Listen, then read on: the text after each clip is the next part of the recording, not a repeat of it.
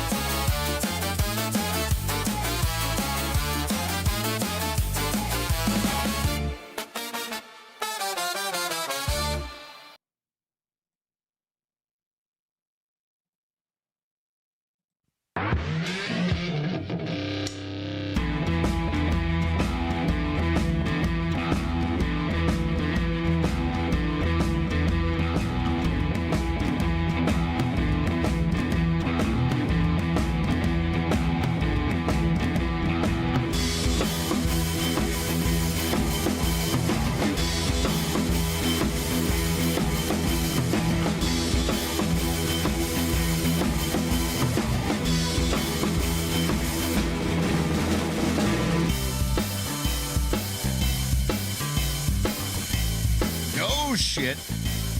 Hey yo. Hey. Aw, snap. Right? Am I right? All diggity dog, all snap. Yo, what's good in the hood? Why does I don't know if you heard, did you hear the song while we were waiting? Did you hear the waiting music? Why does AI constantly want to call you a lie? Like they don't say Eli, they say a lie. Like not a lie, but they pronounce Eli like a lie. They always what? What'd you hear? No, I heard Elias, and you heard Elias? Is that your name? Elias. Is that your name now? Are you an Elias? You know how many physical altercations I've grown up on over just that. I don't actually. Oh, dude. Have you been dead named? What would that be? Have you been wrongly named as Elias? In New York, growing up, when I was up to no good, just for whatever reason. Did you start making trouble in your neighborhood? Yeah, and then my auntie, I got in one little fight, and my mom got scared. She said, "You're moving with your. Just get the fuck out of the house, would you?" Yeah, essentially. Yeah. No, but my voice for whatever reason, there a little bit. This was the earliest trigger in my childhood. Whoa! Any deviation from my Eli. Trigger. Oh, I can't hard R the trigger. You hard. Whoa! You did it again. Okay, I'm sorry. Yeah, no. Hey, I'll trig out a little bit, man. Feel a little playful tonight, you know. Can I in baseball while appearing we're out baseball? Sure. I think I saw is hey fellows in the chat. Let me open my screen. Is the subscribers Moni? Oh my! Did I do it again? Yeah. Is it on subscribers only mode again? Yeah. For 1 minute. How? I don't know. I even tried to log in on the phone to see if I could turn it off, but I can't. Where does it keep Okay, hang on. Okay, bear with me. Eli, stall the. Okay, Shep, I see you, my brother, and I'm not allowing it. You no plays on the Eli, the sacred word Eli. Remember, you're messing with something on a biblical level. It means the highest of God in Hebrew, and we know how triggering that can get for everybody. If you're bush watching somewhere out there and you're afraid to use your voice here, I understand any. Or how about if you're bush watching, tell me where to go to take it off of subscribers only mode. Wait. Hold up. Did you get it? Is it back? It should be back. Why does it keep changing? How dare you? Okay, how dare you, YouTube? You it's trying mother to effer. It's trying to make us sell out, Josh, and we have to, It was no, but I've never even adjusted that once before, and it just like now it's like, guess what? What? Subscribers only mode coming your way. Like, how do I change it? I don't know. Figure it out. It's like, okay, all right. Thank you for fucking up the beginning of our show, YouTube. Appreciate you. Thank you very much. Just a minute, you drunk tubing. Is that Katie? Hey, what's up, Katie? Who's drunk tubing? So, great to see you, by the way. I've been kind of watching you from the back streets. That doesn't sound appropriate at all. Yeah, not really. Not really. But sounds like you're creeping. Sounds like you're creeping, kind of. Dude, I'm a creep forever. What can I say? I got that face. Look at this thing. Look what I was born with. Let me or maybe it's Maybelline. Let me throw up the thumbnail, because that's right. That's what tonight we're going to be talking about on Stuck in the Middle. Thank you for hanging out with us tonight on this fine day of Tues. Tues, Tues, right? There we go. We got some snap talk to talk about. Everyone loves a good snap conversation. Oh, snap diggity. Oh, snap. Candace Owens is breaking more ground or not on the Charlie Kirk case. You be the judge as we go over some of that. Eli does think he's been Candace-cepted. I gotta add it because I've been one of her loudest objectors, not haters, and she may have got me on something. Okay. So we're gonna cover that, and then we'll go over that. What do we got? Some regarding Mr. Heggs. Yes. So then the media's mediocre madness. You say, what does that stand for? Well, I tell you, well, not what it stands for, but what we will be discussing under that title is I call it a versus. It's a Graham Plattner versus Pete Hegseth, and how the media chose to cover their tattoos. And I don't mean like actually cover them up, just like oh, look at Pete Hegseth, he's such a Nazi. And then for a second, Graham Plattner, he's such a, well, that was more of a silly joke than an actual tattoo. So we'll get to that and all, and maybe more, depending on how long we feel like going tonight. Who knows? Could be one of them nights.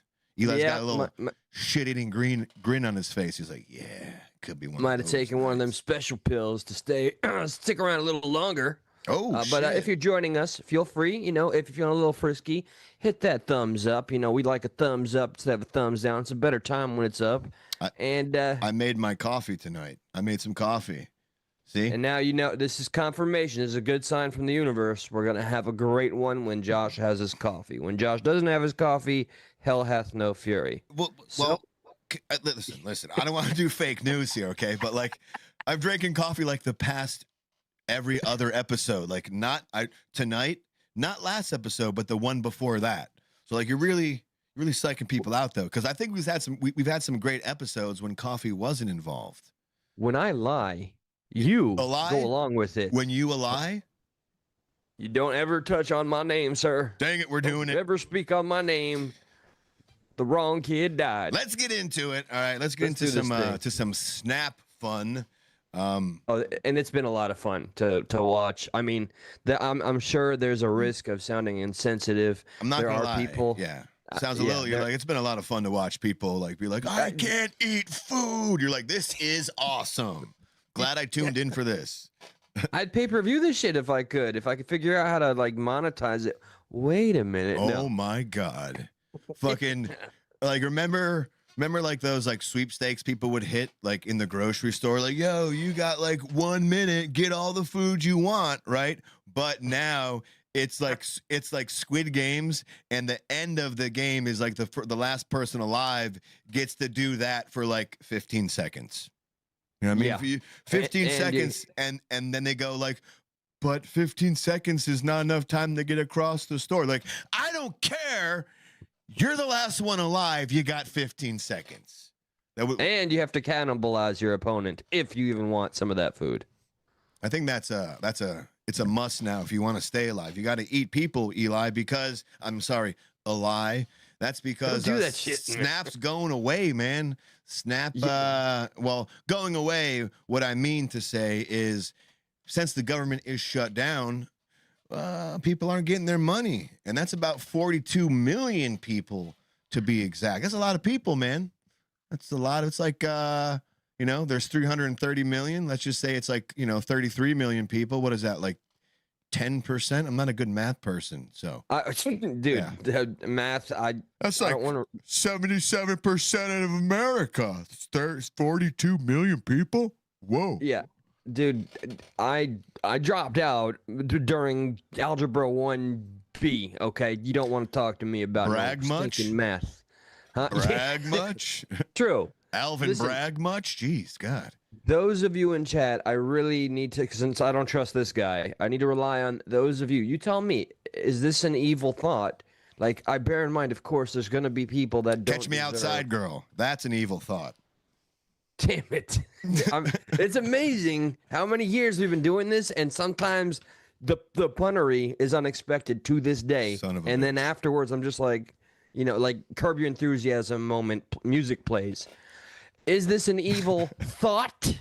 When I'm like, you know, hey, some of these people have been dependent for a long time, and I'm finding some amusement because I've never gotten any. Is that evil? Am I overlooking that there are people that are really in need and are suffering? You never use food stamps? No, never in my life. I will, you know, unabashedly say that I have used food stamps before. I don't know if that was the right adjective, but I will gladly say unashamedly that I have used food stamps when, you know, when times were tough. You know, I paid my taxes, so I feel like I can get a little something back. So yeah, I've used food stamps. I don't think there's anything wrong with that. I don't still rely on food stamps. I don't still rely on food stamps, you know? So is it a good look when I hold it over your head? Is that what all I earned by paying all these taxes and not utilizing? Just like, hey, I never used them, you bitch. Oh, what's I'm up, sorry. Red Foxy? Yeah. Andrew, holy shit. Yeah, it kind of sounds like, oh, I'm sorry. Were you poor? Were you poor at one time? Do you need a little assistance? You want a little assistance? Here you go. Get the cheese assistance. Go ahead. Come on. Oh, you almost got it. You're like that old guy. Oh, you're almost there. You almost got it. I mean, that's a perfect That's what you just did visual to me. to encapsulate exactly what we're watching. Old buddy that like grew up across the street. I used to babysit this kid. He's in the chat. What's up, man? I still got to reach out to you. What's up, old buddy? Red Foxy, it's good to see you. It's what and talking. I don't believe any of that. But God bless and USA. Kate said they saved me once. Not everyone abuses that. See, there you go. It's good to hear. Let me see if I can turn this on real quick. Oh, the chat. Yep, that's right. Yeah. You know, we're getting technology over here stuck in the middle. So, you know, hey. Yeah, it's a foreign concept to us, so do bear with us. But we do have some very expensive meat to bite into because I hear the prices are a son of a bitch right now. Literally on the mainstream media. Let's see. Let's see how this works. Are you ready for this? Yeah, do the thing. I got to bring this over here. Oh, look, it's y'all can't see that. Here we go. Ready? And send. Did it work? It worked. Look at that. Perfect. We got we got the profile picture up top. We got the username down below, and then we got the message right there in the middle. Takes over the screen so people can see it. They saved me once. Not everyone abuses it. You goddamn right. And I'm more so happy that it worked than I am at your message, but I appreciate your message too because it is awesome. Now I can take it off. From my end, it's blurry, but I want to stick with the high. Well, you sir, have shitty connection. Okay, so how dare you? That's what I'm going with. It might be blurry. Yeah. I listen. I put it at like 10,000 at a 10,000 bit rate. I can try 15,000 on the next show, but we do put out at 1080p. That's what she said. So at the very least, it should be somewhat clear. So if it's not, then maybe that's on me, or maybe it's on your YouTube connection. All right. Can we get into a little Snapchat? Yeah, by all means, See please. what I did there? Come on, nothing. I get nothing. I get nothing. You know, I'm just gonna blindly agree. I'm gonna blindly agree. I'll tell you. All right, I've made the comparison on my own vlog channel that I got two versions of pornography right now. One is watching people get caught stealing via body cam. The second is snap queens, like, or you know, the bad version of recipients saying they're gonna do all kinds of crazy shit. That's what I've been on for the past few days. I got you. Well, right, Fat, because don't you worry.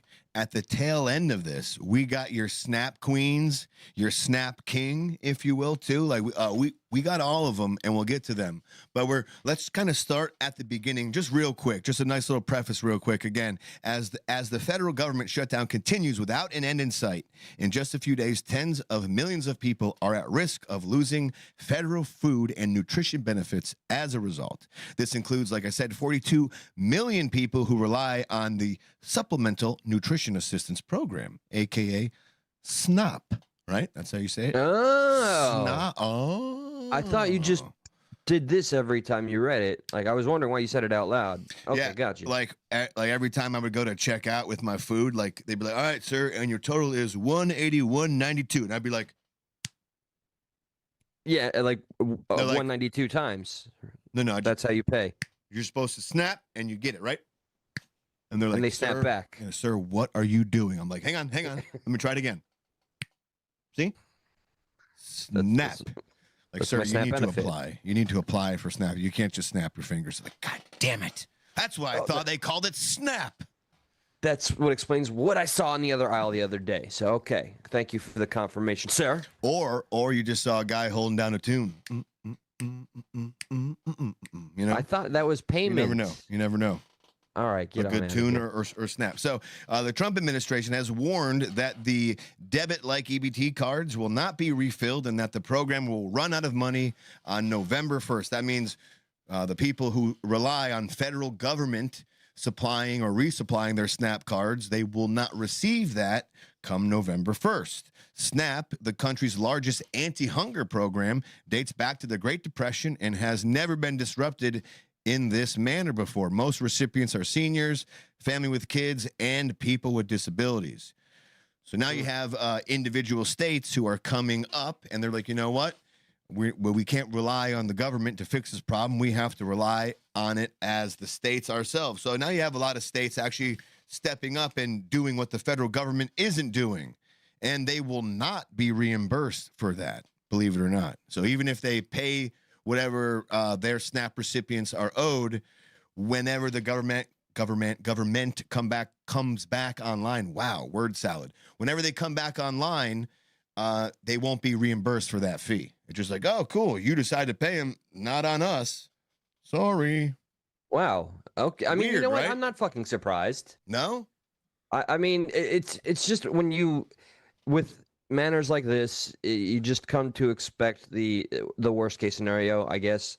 And I'm just not shocked there wouldn't be any reciprocation. A few comments in. Yes. What about a Snap Platinum? Snap Platinum card? I guess they need to get to work. Oh, Snap. Yeah. And yeah, all right. There's a few comments there. People that are in need and suffering should also reach out to local church, food pass-outs, and food pantries. Shout out to the places that you're referring to, by the way, for Yes. embodying community. Yeah, that's really cool. That's really cool of them. You know, food banks are always there.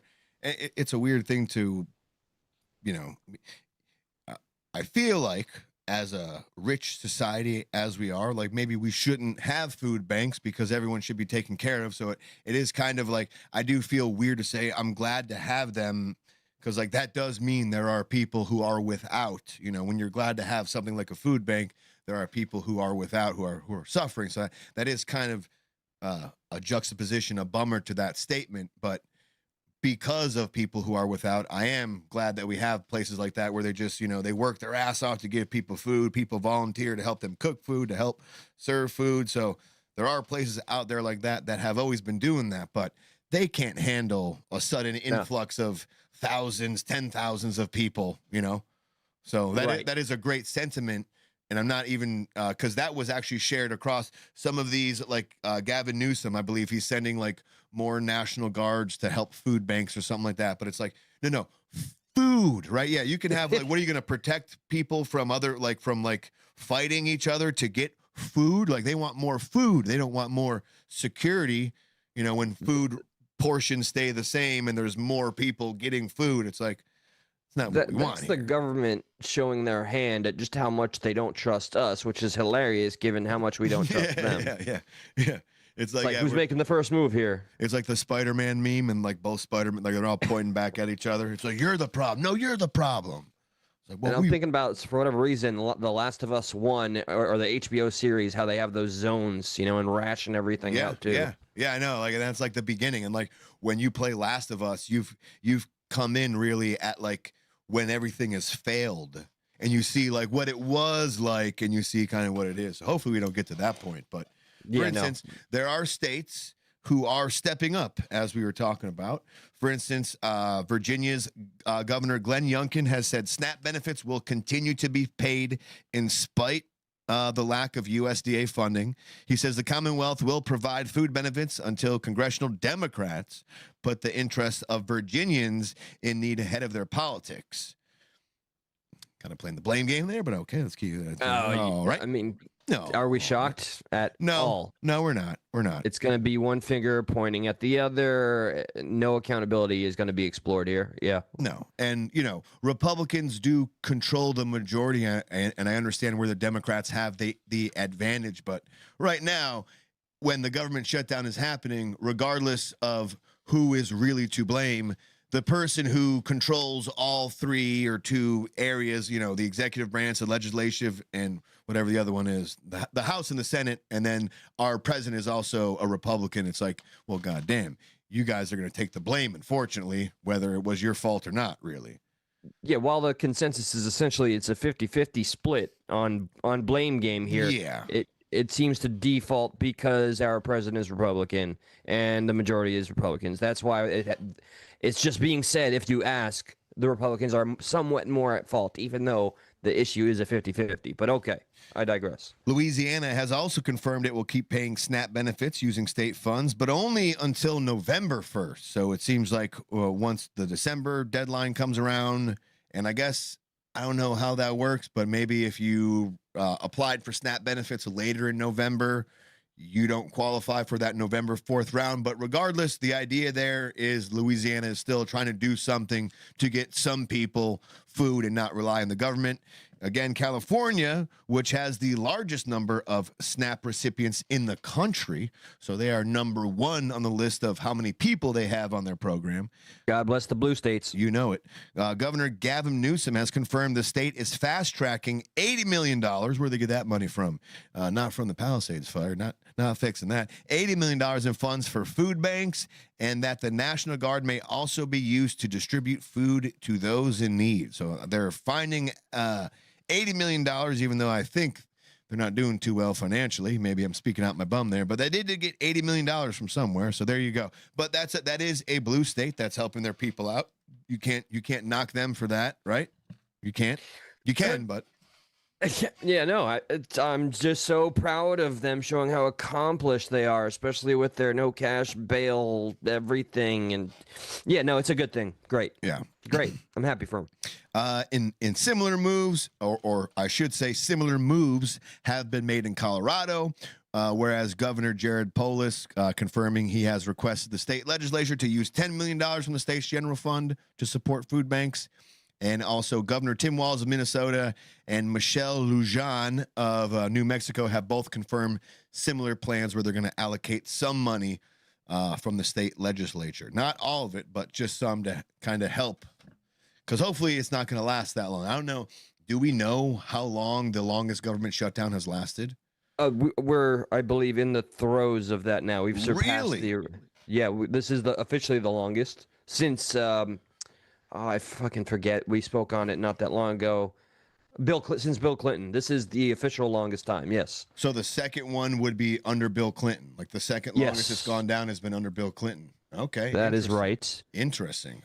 Okay, good to know. If anybody could, in the chat, lock that in for us, maybe give us a little more specific details, that would be awesome. We'll pull you up. Similar move in New Mexico. And then finally in New York, Governor Kathy Hochul has said $30 million in state funds will be used to, quote, support over 16 million meals for the Empire State SNAP recipients. The USDA said it will not reimburse states that use their own money to keep SNAP benefits flowing during the shutdown. All right, just, I guess, an added comment I'd like to pile on here is this, if ever there was a moment for our, I use this loosely, respective parties to show how much they give a shit, or even us as Americans to show how capable we are, is to, as citizens, this would be the moment to show, hey, we can pull our shit together without your fucking help, and I don't know what could become of that. Or one or the other parties showing how much more they care by getting more involved on a grassroots level, because in the House and the Senate, the stagnation is not changing. It does go to show you too, like, one, what states aren't totally reliant on the federal government for things, like, they have a surplus or however that goes, where they're a little more self-sufficient than other states. And then it goes to show you too, other states who want to help their people and are not trying to hurt their people to make a political point or to score political points in this whole like government shutdown thing. There's a lot of virtue signaling and finger pointing right now, and that's all I see happening. Yeah. And in the same article where they're talking about states stepping up and doing the right thing, if you scroll down a little bit more, this is when my favorite thing starts. That would be the blame game. Eli, we're familiar with the blame game, right? You remember the blame game? It's your fault that I even know what the blame game is, you pizza shit. Yeah, nuh-uh. So here's how the blame game works. So we did listen to Glenn Youngkin, because they did say that in the first comment he made, where he said the Democrat shutdown, he called it the Democrat shutdown, will cause SNAP benefits to run out for over 850,000 Virginians. Virginians, you asshole. So he called it Democrat shutdown. The New York governor, Kathy Hochul, what did she say, huh?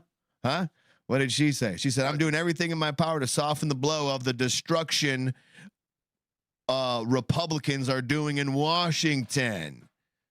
See that? See how that works? I think I've almost mastered this in its entirety, and I just need to point this out for clarification.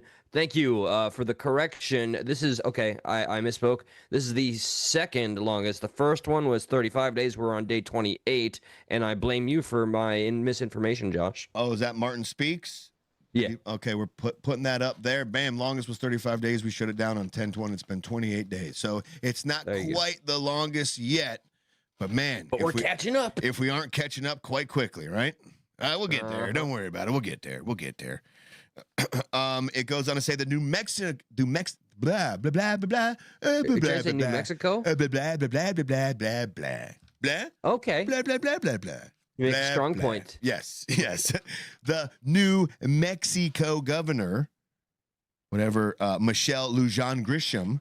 Okay, the federal government's refusal to pay for SNAP benefits in November is unconscionable, and the absurdity doesn't end there. For New Mexico, that's 460,000 people in our state, 21% of our population, the highest participation rate in the nation. The federal government has abandoned its responsibility to feed families. So all she said was the federal government. She almost left it ambiguous. She didn't say Dems, Repubs, but since the Republicans essentially control the entirety of the federal government, she's blaming Republicans. So, and then Louisiana says, due to the Democrats' political games, it goes back and forth. It's literally 50-50 in this article. It's even funny why they even bring it up. Is this a radical thought, man? This to me seems common sense. If you were in this position of leadership, AOC, that's a radical thought. Get the no? And to think I used to celebrate that itch. And then I got it checked out, and I was clean. Yeah, good. But good, all right, good. in a position of this, being an elected official, instead of this finger pointing shit, or do your finger pointing shit, and then go at the ground level into the community and just help them with your every day-to-day shit. I just see this disconnect, and I'm tired of the political theater. Nothing is happening. People that people claim to care about are suffering. And I don't mean to broad stroke all the ones that are doing crazy dumb shit on TikTok and social media. I guess I'm disappointed in our country entirely right now. And it is all over, I guess, the Affordable Care Act, as we kind of were looking up earlier. We're just trying to figure out, like, how do you explain, the government shutdown in layman's terms? And essentially, it did say that was the Democrats' holding point, as we all know, and that really, because the Republicans are in charge, it's going to appear and be a failure on their end for the government being shut down, even though the Democrats are holding fast on their point. And some, mind you, let's say Bernie Sanders and Kathleen Clark, some they say the quiet part out loud. You'd almost rather them would you just keep the shitty comments to yourself? You know, like, you don't got to tell everyone that, yeah, we know people are going to suffer. Just fucking don't say that and say like, oh man, those evil Republicans. Like, don't, you're shooting yourself in your own foot there. All right. This is where, if they want to play that game, just inject yourself into the fucking community. Donate your own shit. Bernie Sanders, I used to worship you, man. Go into your fucking billionaire home and drag out some shit and throw it at the community, bro. All the millionaires and the billionaires, they come out, now wait, did you say I was a millionaire? I meant all the billionaires. Damn those book sales. I can't do it, Bernie. Yeah. Today, all you got to do is talk really quickly, put on a little bit of a Jewish accent, and kind of talk with your throat closed a little bit, and you will get there. I promise you that. And you always end something very quickly. Okay, that's what he does. He does very quickly, and that's how I like to do it. Okay, and the millionaires and the billionaires, they don't matter. Okay. Okay. A little treat for all of you in the chat. In the chat, I will do my best Bernie Sanders impression at the end. You'll get there. You'll get there. Yeah, at the end, there's a big reveal. Eli does the best one. He's just being coy right now. You had no idea. That's been the game. This is the long game, sir. It's the long. Hell yeah, I love the long game. Speaking of the long game, they're gonna spoil their long game right now by telling you what their long game is, and essentially now we know. Now they have a short game, right? Is that how that works? You expose your long game, now it's a short game? I don't know how that works, but let's just pretend that's the case. Watch the video, okay? Hey, watch the video. Hey. Okay. Shutdowns are terrible. And of course, there will be, families that are going to suffer. You hear that? Huh? What? I'm right here, man. It's like telling me not to look at the cleavage. Okay. Don't look at it. All right. Don't look at the cleavage. Don't do it. Okay. Pretend this was never said ever. All right. Let me summon my inner government and ignore the people. All right. Do the thing. Okay. I mean, shutdowns are terrible. And of course, there will be, families that are going to suffer. We take that responsibility very seriously. Doesn't she look like she takes it so seriously? Like, had she not put her hand on her chest, I'd have been like, she doesn't take it. But because she went, we take it so serious. Like, oh, wow, she's holding herself. This is the most serious I've ever seen this bitch, That's the first came to mind in this guy's head. If there was a lack of a feeling moment there, I'd be like, straight cap, lady, but now, bought and sold. Yeah, bought and sold. Hook, line, and sinker. But it is one of the few leveraged times we have. They have had months. So there you go. Like, the people are suffering, but their suffering gives us leverage. Don't you understand this? Come on. That just shows me how disconnected these people are. Like, wow, man, their families ain't fucking suffering to any degree of a real American class family that needs these benefits. Like, they exist. I'm not going to pretend they're a fucking myth. Do you really think she's disconnected though, or is she saying, you know what I mean, like talking point script shit, right? Kind of thing. Like, like she knows what she's doing. The people who are disconnected are the ones who believe her and be like, the Democrats have no part in this shutdown. See, it's all the Republicans. Those are the disconnected ones. I think she's more connected than the people who listen to her are. She knows what's going down, and she's just playing the game to those of us who believe that they're serving us. Right. Yeah. Like, to those of us who love to pick sides, like, well, my side's telling the truth, obviously. I can just imagine some of the people we know personally hearing that clip and immediately jumping on all their social media saying, I can confirm right now it is absolutely the Republicans' fault. Yeah, that clip would be sent to me with like exclamation. See? She even said they're trying. Yeah, mic emoji. Walk away without looking, kind of like you walk away from an explosion. And then laugh, react to any additional commentary you would offer. Yeah, yes. That's how that would go. Now we get to hear Bernie Sanders and his point of view on the whole shutdown. Ooh, I got one of my favorite comments. Why is your name stuck in the middle when you're hitting every right talking point? Ooh, let's bring it up. survey said, I mean, this is right now this is what we're covering right now in this very moment. If you're viewing this through any lens, particularly that you feel is biased, maybe you're if the shoes fit, wear it here, buddy. We cover all the sides. Take it as you will, or you can call in. There we go. Own us. I do have to turn the phone lines on. Our phone is not on as of yet, but I will turn it in. This is what Jeremy London says. Why is your name stuck in the middle when you're hitting every right talking point?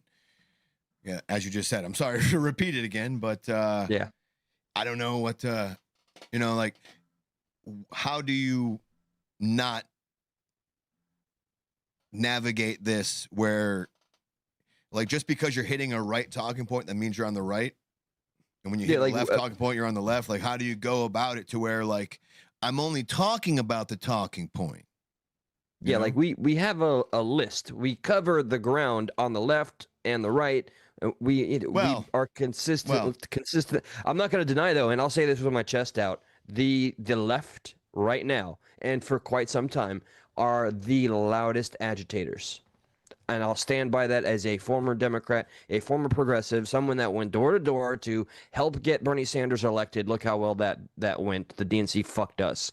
And because I had to fact check the media all the time, I ended up voting for Trump. So if that to you means I'm just a liberal or I'm just a Republican, well, no, and you got that wrong.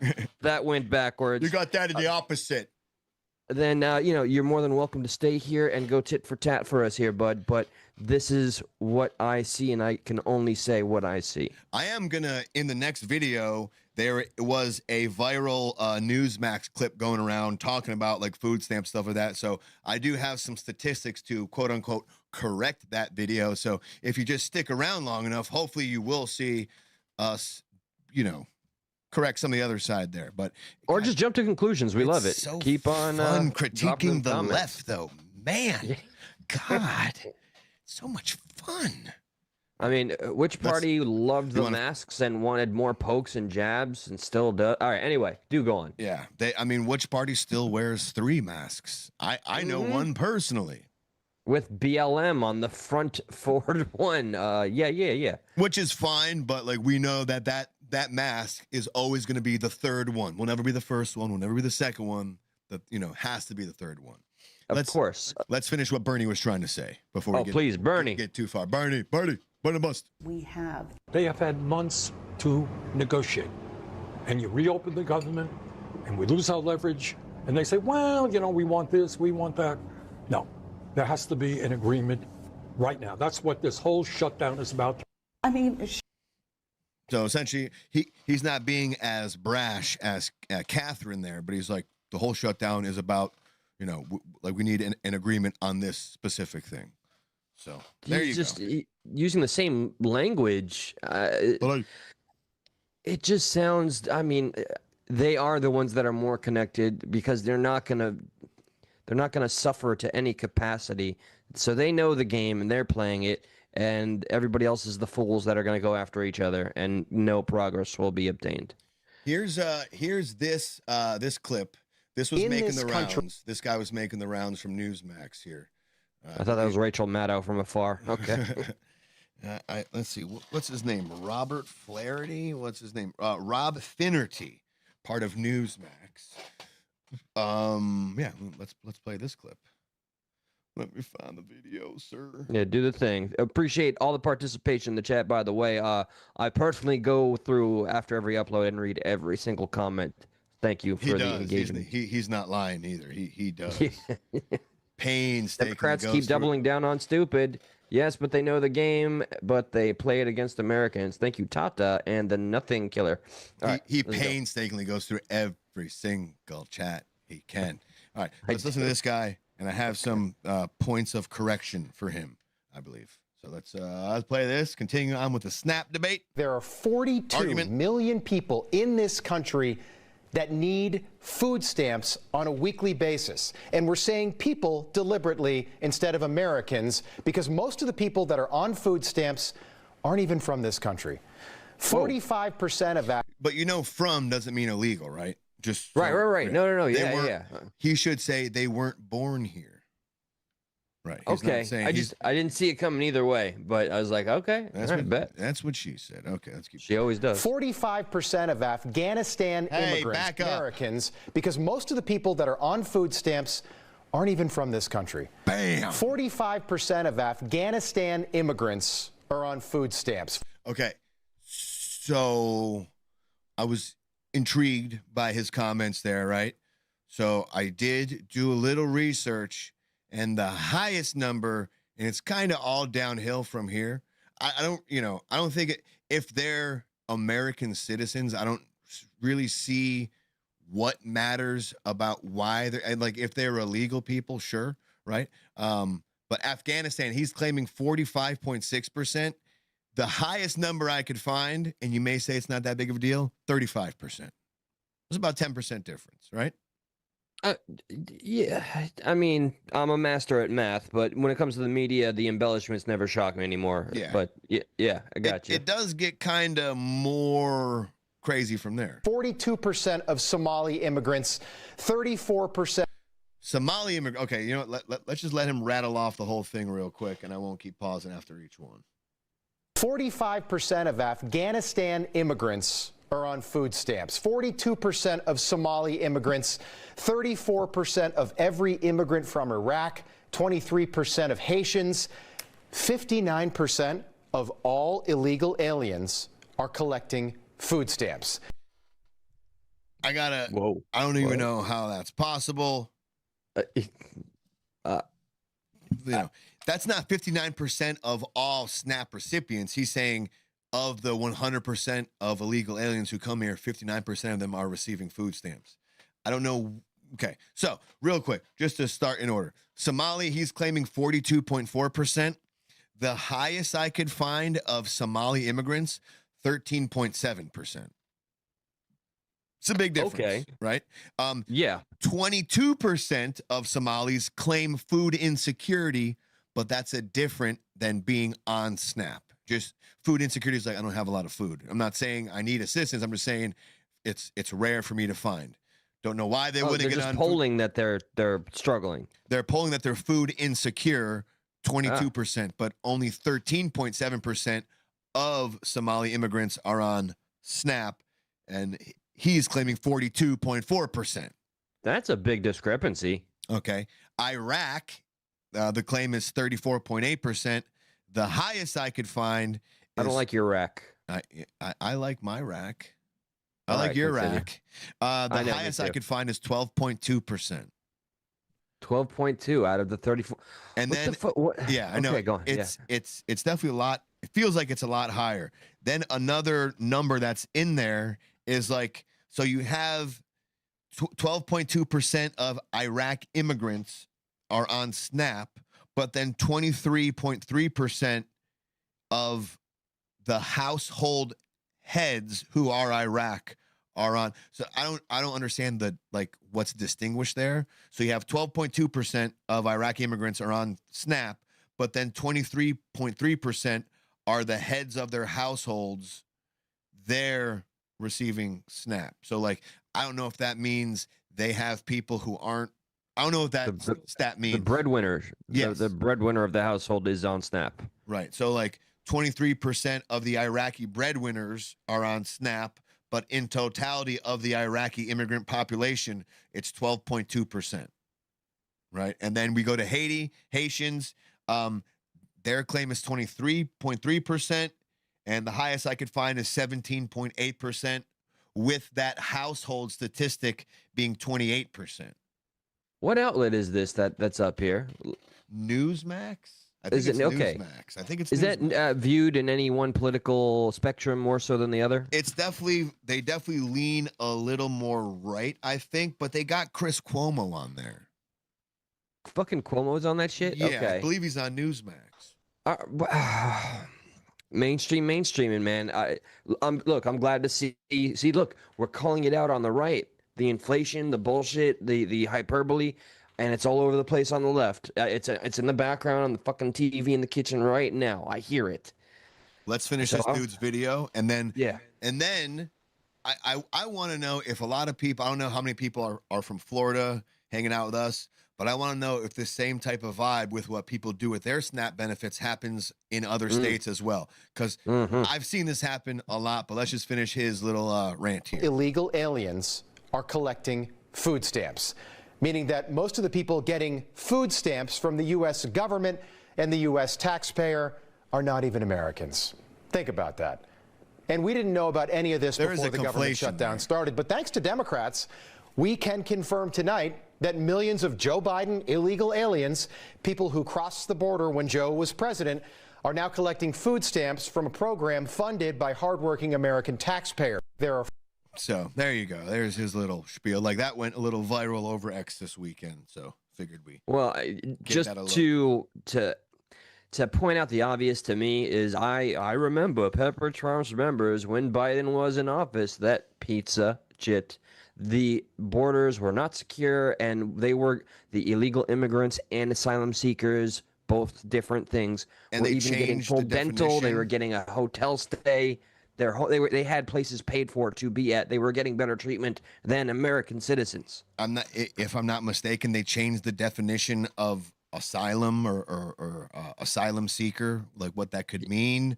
So now you could just claim you're one without having. I forget exactly what it was, but maybe that's what he means by illegal, because he's not counting the people who claim that.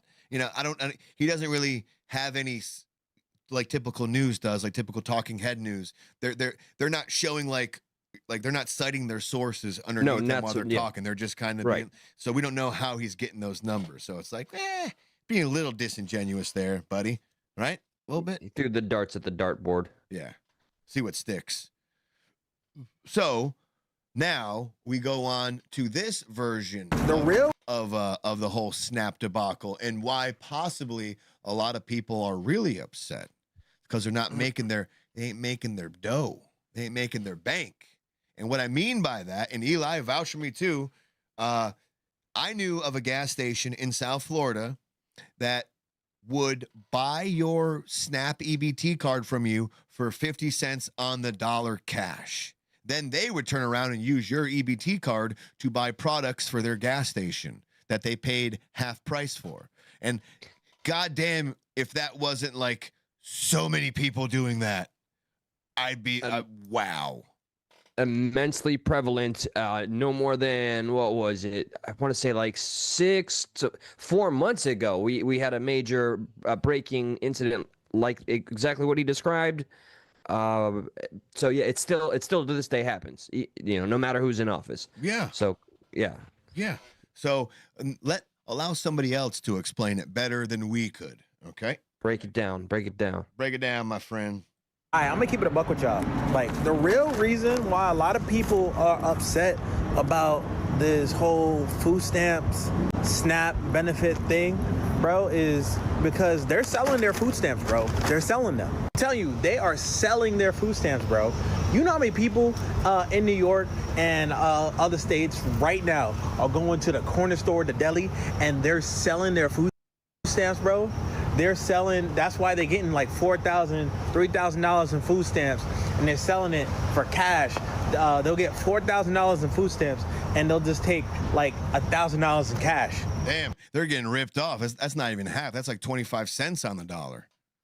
Damn. I was gonna say, like, to some degree, do I feel like a sucker for never applying for these benefits? Yeah, you should, because I'm gonna turn it on you, because you turn it on me like, oh, were you too poor? And now I'm gonna do it. Oh, were you too dumb to take advantage of government benefits? Huh? Were you too stupid? Okay, fuck it. I'm a proud American that never used him, and this grifter, he's working off my hard paying tax dollars here. Nah, you son of a bitch. Let's keep it going with this Quarter guy. on the dollar. Like, bro, like, that's happening like everywhere. That's why they're mad. That is exactly why they're mad right now. And you know the thing about it too? They will never admit to selling their food stamps. But it's happening. All right, I'm gonna keep it a buck. There's more anecdotal evidence that it's happening, but I'm telling you, as someone coming from South Florida in this specific area, this gas station was just nonstop. Like, maybe they didn't buy, maybe they said, hey, I got $50, you know, like maybe they used some of the food stamps and then cashed out the rest. However they were doing it, there was a lot of people there turning in their EBT cards every month, getting some cash for it. A lot of people. One an anecdotal thing that is just always stuck in my mind, and it maybe has helped kind of poison my outlook on this whole thing. I've worked in a lot of retail grocery store jobs, and I'd always notice a lot of this demographic on Snap that would come in and get all of the stuff they can, having the most expensive stuff, bling, shoes, and everything, and it just never clicked with me. It always put me in a little mental conflict. Keep it going real quick. I gotta go attend to something I'm being called for. Hang on one second. Go 10. Let me check out. Hey, and then, dude, when we do get back, we have somebody else talking about how maybe they should get up off their asses and work for money, work for their food. And we have a few videos of people kind of being entitled for their food stamps. So we'll get to those in just a moment. Yes, that and we have apparently.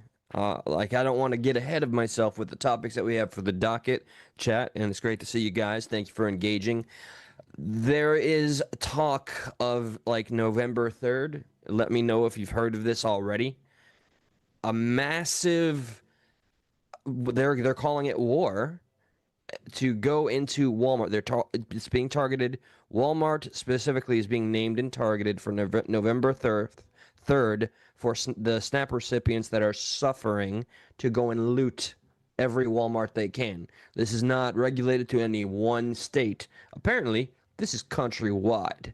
And, you know, I know we have some clips here, so I want to restrain myself a bit, but there's no shortage at the moment, and I know I don't care about the optics if I sound one way or the other. It is what it is. There's TikToks of people talking about how they're happy and proud to go ahead, and once their SNAP EBT card fails, they're just going to go and wholesale rob wherever they are. So I'm not feeling too bad when I don't have the sympathy, when I see people advocating and inciting and encouraging lawlessness, or harming others. I am not looking forward to the ensuing chaos.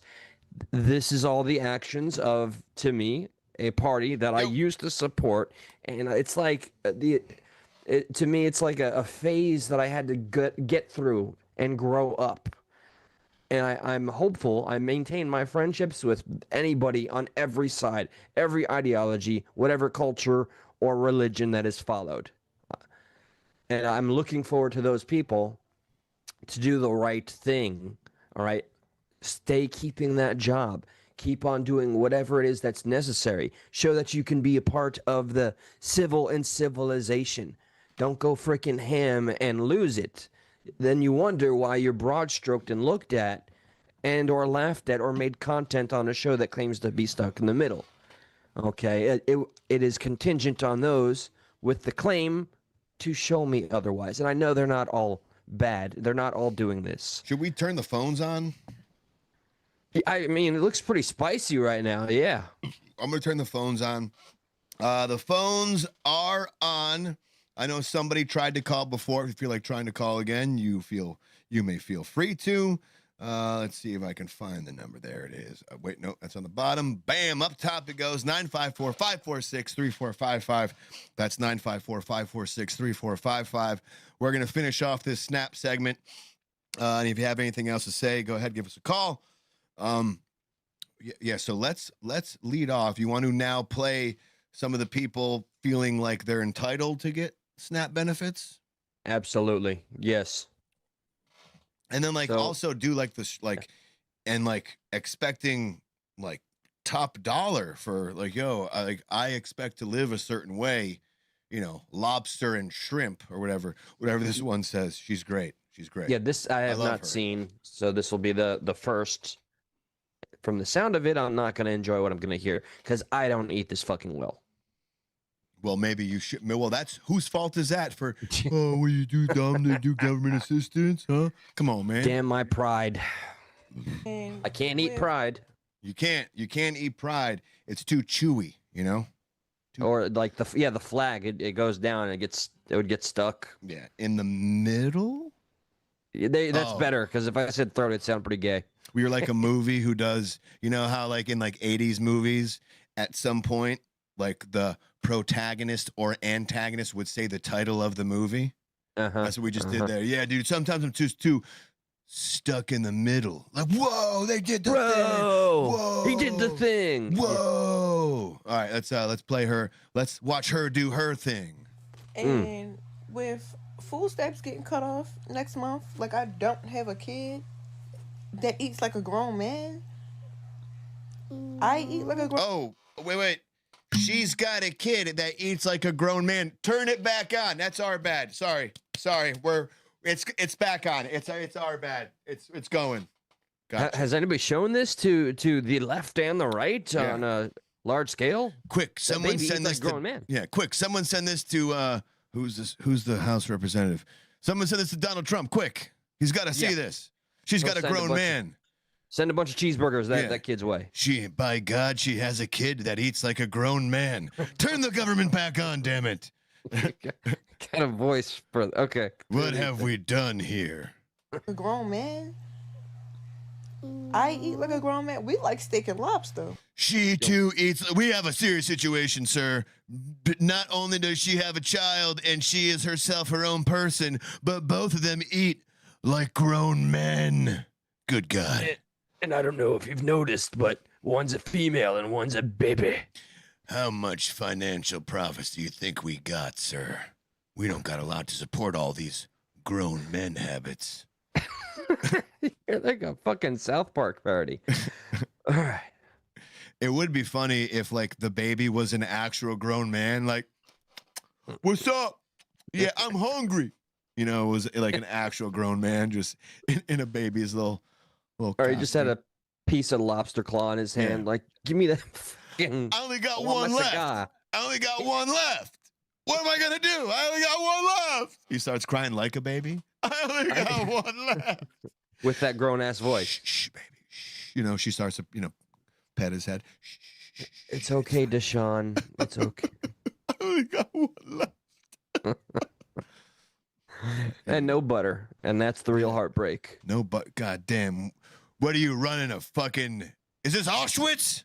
I got one left and no butter. What do Look, you? As a very confused Jewish fella, I can confirm to you that this is just like Auschwitz. Okay, good. Oh Done. shit. Like a grown man. We like steak and lobster. Yeah, you like food. Yeah, we like food. We like steak and lobster. So I want everybody to be prepared for me and my kid to be at their house for Thanksgiving. Yeah, my mommy is so too. My mama is now here. It does need to be a grown man and make the video so much better. My mama says steak and lobster good. Yup, we're straight. Yup, and we're gonna eat your food. Period. We're coming to your house and we're gonna eat all your food because what? Cutting the snaps off for November? Like the 3-year-old don't eat like a grown man. So yeah, I just want everybody to be prepared for me and my penguin to come and sit at your dinner tables because we need that. We're on that. A part of me hopes that this is like a troll. A part of me really does. But I can't say I haven't seen with my own eyes people on with those benefits eating pretty damn good.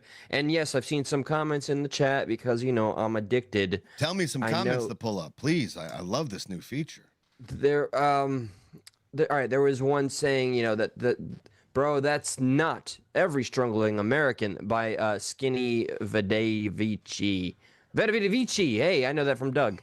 That's not every struggling American situation. People legit need help, and they are the majority of EBT recipients. Wayne Smith 2247 says, why don't you guys actually research what demographic of Americans receive the most SNAP benefits?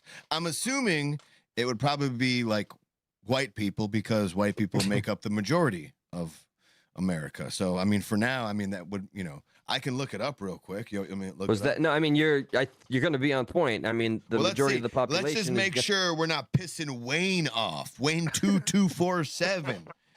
All right, we got your number. Yeah, it's a good what demographic. And see, like Aristorian, sorry if I brutalized your name. I like the comments that say go get a job. I like that. That makes me feel just about damn justified, and I know I'm insensitive in my old age here. The fuck you need steak and lobster for, Andrew, my old buddy? We did as good as we could growing up in them trailer parks, and we never complained about shit.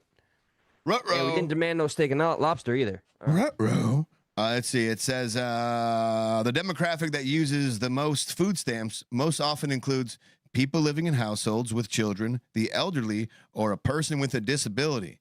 In 2023, adults age 18 to 59 made up the largest percentage at 42%, but children 39%, and adults over 60 at 19%. If we scroll down, yeah, where's that hot button race? Yes, by race and ethnicity. Ready? Are you ready for this? Boom, boom, boom, boom, boom, Yeah, boom, boom, boom. Thank you. You did it. Good. It's white individuals made up about 37% of participants in a recent report. Black or African individuals made up nearly 26%, and Hispanic individuals made up 16%. So there you go. Shocking development. Those are the here. breakdowns. Yeah, like what ponage was this supposed to exactly, like, how is this going to play out? We know what the majority race is in the country. This is not the gotcha or the W you think like, it is. Like I do think also too it was the video selection, but when you look up, if you just looked on X and saw just like people complaining about Snap, like that's what you got. So that's all we played. It wasn't necessarily looking for a certain demographic whatsoever. That's just what was on X, and that's what we use. So there was no X, YouTube, Facebook, just saying. Often it has been said the minorities could have the loudest voice. And I really don't think it matters like which race is getting the more. It's like whoever is complaining about like, not getting food regardless of race, but like kind of refuses to work. They expect certain types of quality of food. It's like, well, hold up. Can you at least participate in society a little bit, kind of pay it back? So, I mean, I think that's the biggest. I don't think people care who is getting them. If they do, yeah, well, then that's kind of fucked up. Well, I got the perfect retort by Vita Vita Vici, and then we can just move on.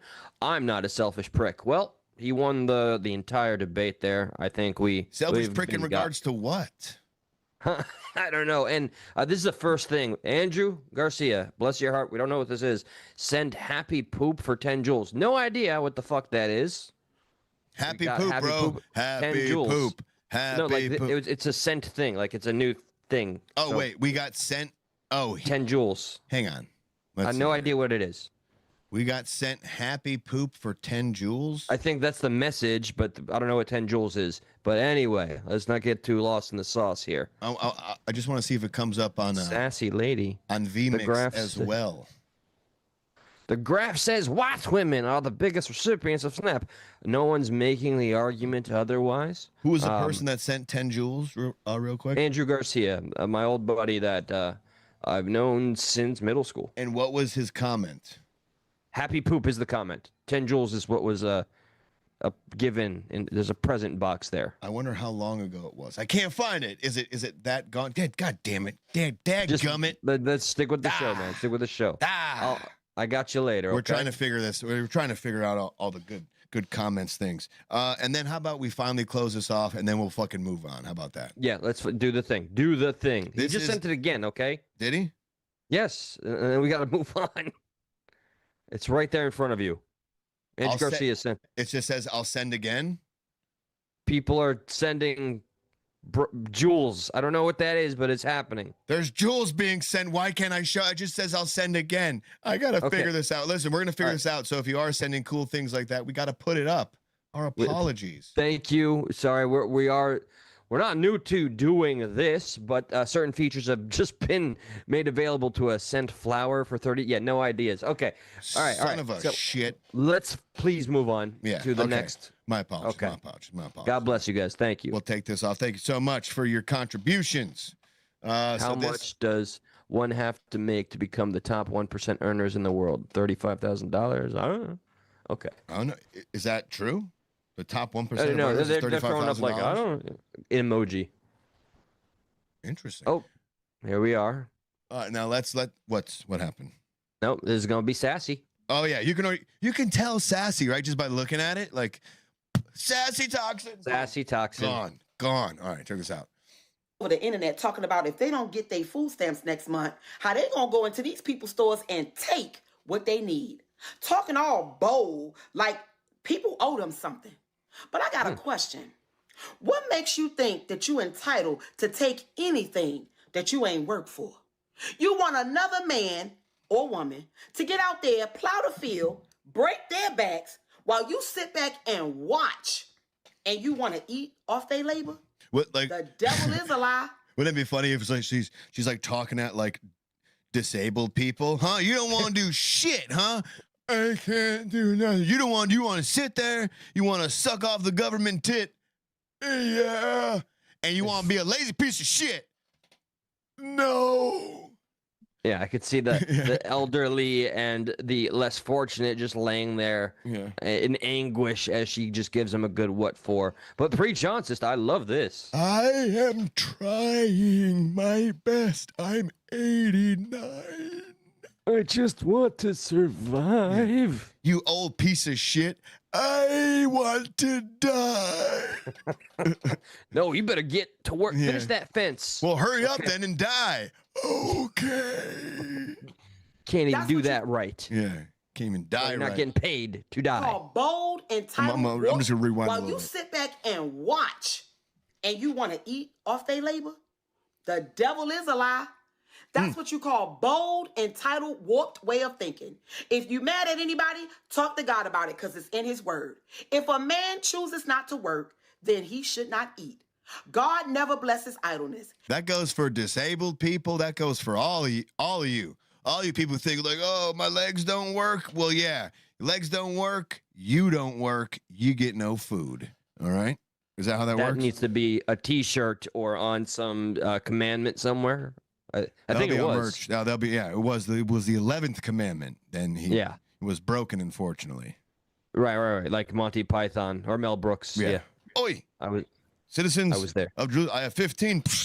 Oi, 10. I have 10 commandments. 10 commandments. Because he had 5. You know, 5 each. 3. He blesses the works of our hands. Not all of these excuses, entitled mindsets coming out of our mouths. You wouldn't let us move into your place, eat your food, use your water, or sleep in your bed without your permission, right? So, why would you try to sit up here and justify going into these people's stores that they built with their sweat, hours, and sacrifice? We got to stop glorifying self-inflicted struggles.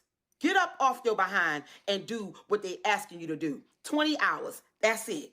You do it with everything.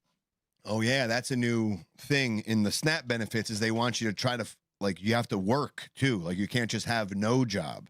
You have to be putting in some type of work there, which is like, yeah, like, I think incentive is okay. I think, you know. I think it's important. Yeah, I think enabling is bad. If you're enabling people just to kind of sit there and giving them money to do nothing, if they're capable human beings, I think that's enabling bad behavior. Doesn't matter who they are, what's happened to them, their history. I think like everyone deserves a little bit of push, a little bit of motivation so they can be the best person they are.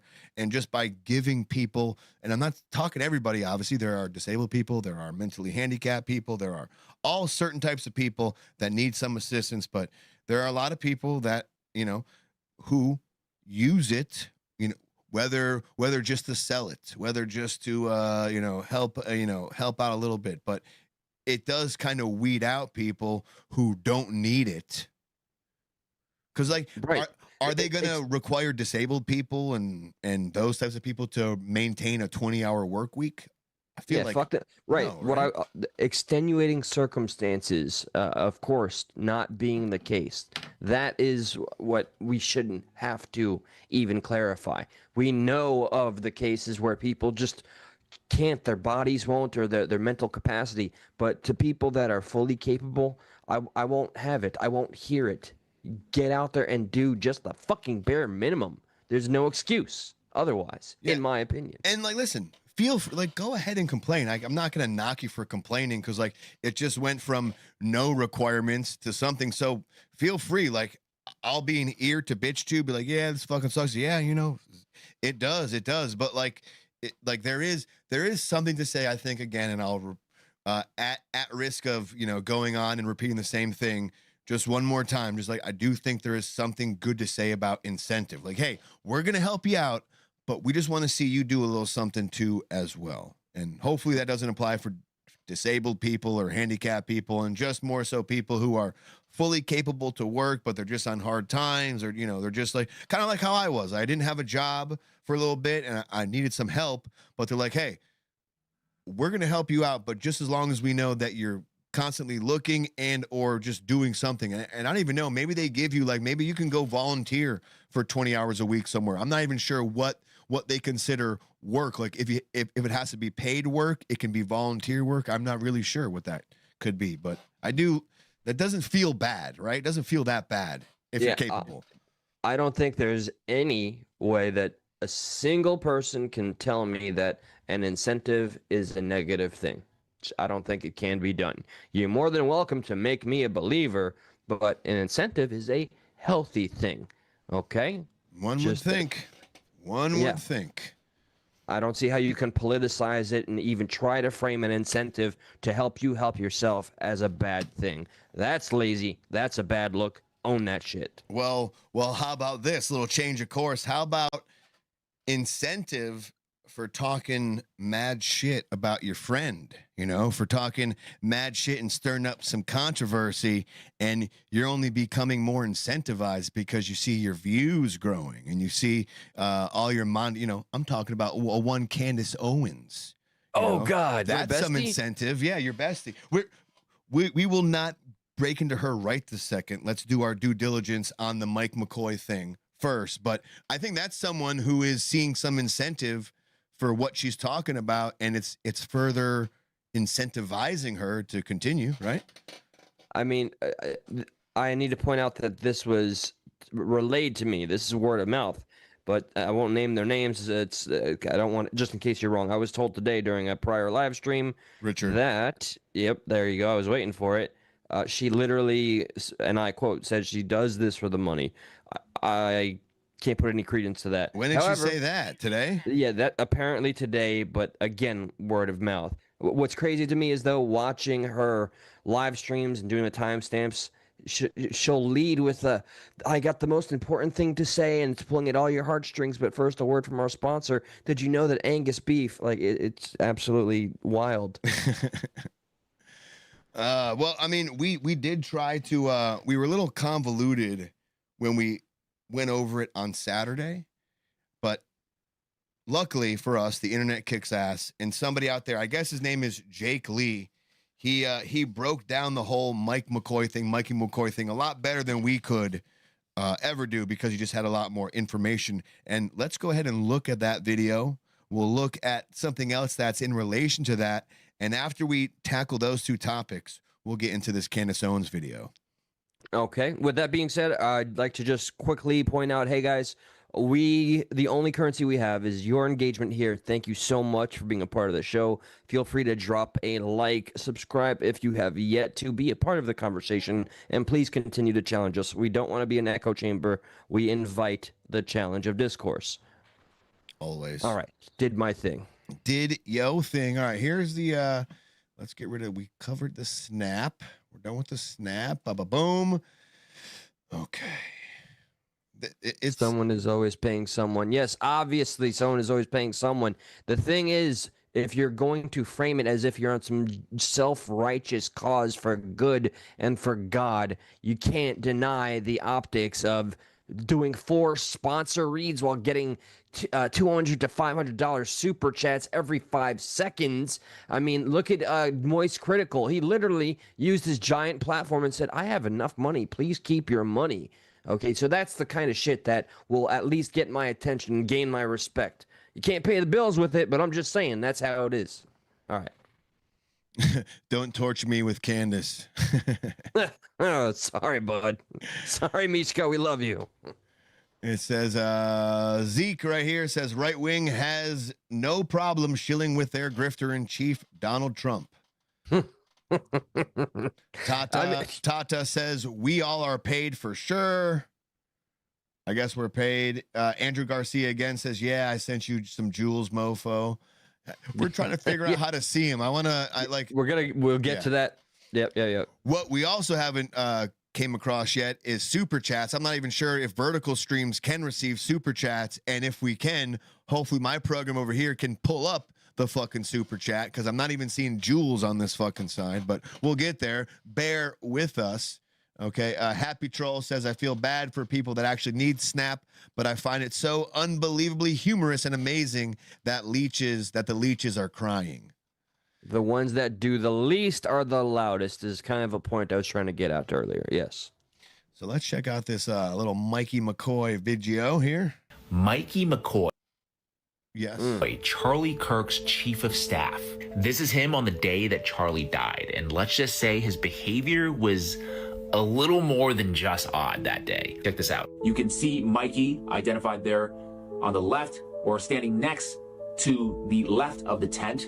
Charlie Kirk has just a few seconds left here on this earth. So this is kind of what we went over on Saturday. It's going over the whole tent video where Mikey McCoy is just off to Charlie Kirk's left up here. He's just above the guy in the gray shirt right here. He's up right here. And he's going to go over that again. He's going to point out a few things. And then we get some new information as to possibly who he was calling, or who was calling him, because they do make mention that there seems to have been no dialing motion. It was more so like a picking up motion. Eli. All right. Thank you, Actions. We got our very first super chat. Oh, shit. Let me see it pulled up on here. Actions. Let's see. It does say super. Dude, fucking awesome. It does say super chat. 199 from Actions, not detractions. But what's the... What this doesn't show me is what it's the emoji, what emoji salute emoji, sunglasses emoji, and the strong arm. Thank you, man. We after years and after a couple strike issues, we were only able to just get this like today. So we thank you for helping us with that little experiment. It just came back, and yes, it does work. And thank you for that, Actions. We appreciate you. So here is, again, we're going to continue with this, but we did kind of cover a little bit on Saturday, but this guy does a really good job of put everything together and having it be a little more like we understand why people are inquisitive about this Mike McCoy guy. Yeah, because there is some confusing reports about this singular action. Yes.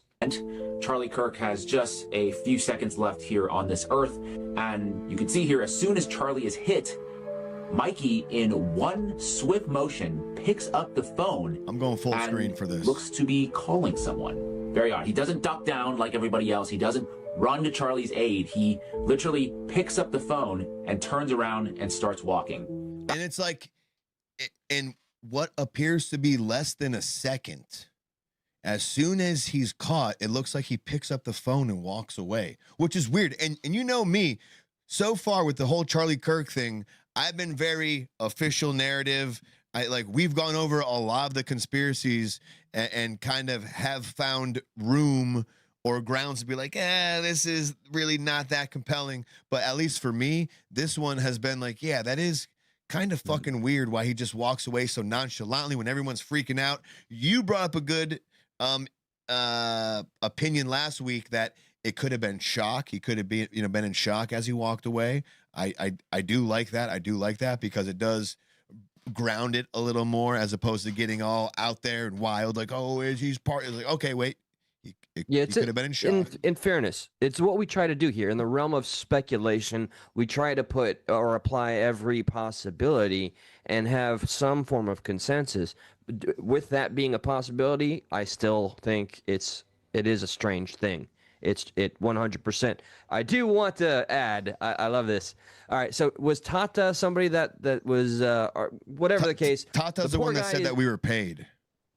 Oh, okay. All right. The poor guy is dead. It's horrible. Why don't we talk about the real things? So here's what I'd love to add. Okay. For one, Charlie Kirk, for me personally, I think for platforms like Stuck in the Middle and for Josh has been a massive inspiration. I followed his career for at least somewhere over 4 or 6 years. He meant something to me, and I think he would appreciate, don't get me wrong. I believe in his nature him and even his family would appreciate looking into every aspect and uncovering every stone possible to get a sufficient answer. I too am aligned with almost the official narrative and or report, and if there is something sus to any degree, it is up to us that appreciated him to do our due diligence. So 'tis what it is. If you find it so shocking and or terrifying, you know what? You don't have to be here. You're more than welcome here, but you don't have to be here. Now, God bless. Back to the footage one more time. You can see, again, Charlie is hit. Mikey, one movement, picks up the phone and starts walking. And there he is again. You can clearly see that he appears to be on the phone with somebody. This is a quick, jam-packed little video. In this shot here, Charlie is still on the ground with people around him. And I'm just going to drag through the video to get through to some of the interesting spots. We've got Mikey McCoy, and he is right here. Here it is, another angle. You can see Charlie below. Bro, he's already fucking, like, out. That's the craziest thing. Like, that's the thing I don't understand, like, the most. I'll put it back to full screen. But, like, here's Charlie. Like, obviously, like, that's the arrow. That's the SUV they're shoving him in. And he's fucking way past that. Yeah. That's just, like, you can't say it's evidence, but it is weird. And I hate to say that. It's just weird. Just asking questions. But it is like he's right by him the whole time. He's his right-hand man. He's recording everything. His eyes never leave Charlie Kirk, okay? Like, his eyes never come off of him. And then as soon as he's shot, phone goes up, and he's not even paying attention to the guy he was just paying attention to for hours. Yeah, I feel inclined to get just a lot of negative. Like, my speculation is going negative. It's going in the route of, something's off. That's just what it is. I don't understand that beeline and that walk with like almost like a purpose. I won't add much more speculation there, but you tell me that doesn't look strange. Are you going against your shocked point of view? Like, are you still believing that he could be in a state of shock right now? I don't think I'm in any level of, like, it goes without saying, professionalism to say it is something that I can't claim because I'm not in his head. But I'm more inclined to say it is just as we say. That's fucking weird. That's the weirdest thing I've seen outside of the guy that was celebrating right after he saw it. And we talked about that briefly. He got outed. People found him. He made poor excuses, but he's not in on it. This is just strange, given what we know. I'll leave a small percentage, of course, because we just can't know for sure unless this man publicly talks about this. Let's keep going a little bit with this video. We're about halfway through. Being carried into the SUV, and Mikey is in the distance.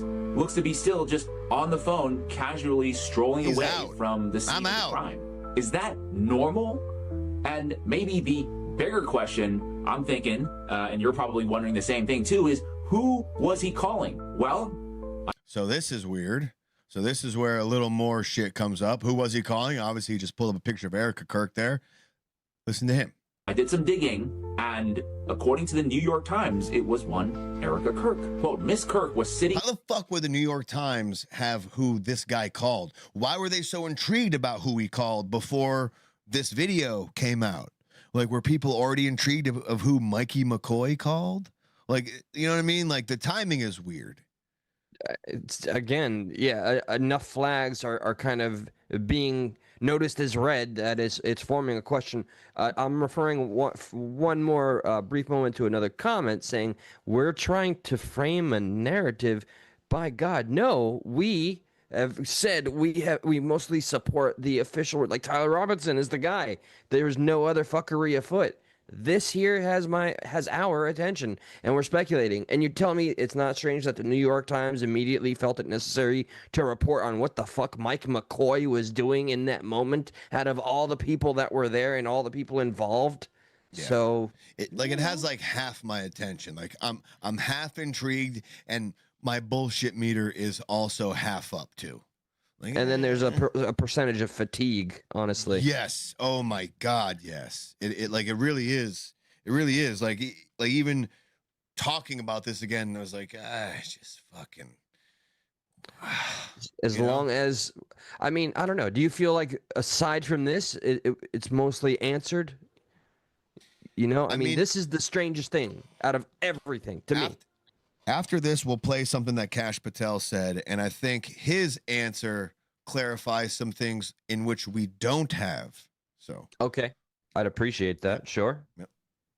In her mother's hospital room at 11:23 a.m. local time in Phoenix. Let me back up a little when bit. She saw the calling. Well, I did some digging, and according to the New York Times, it was one Erica Kirk. Quote, Miss Kirk was sitting in her mother's hospital room at 11:23 a.m. local time in Phoenix when she saw the number of her husband's longtime assistant, Michael McCoy, appear on her phone. In retrospect, she said she knew the words, "He's been shot," before Mr. McCoy screamed them. According to official records, Charlie Kirk was shot at 12:23 p.m. Mountain Time, which is 11:23 in Phoenix. So if the New York Times is being 100% accurate, the only person that Mikey could have been on the phone with is Erica.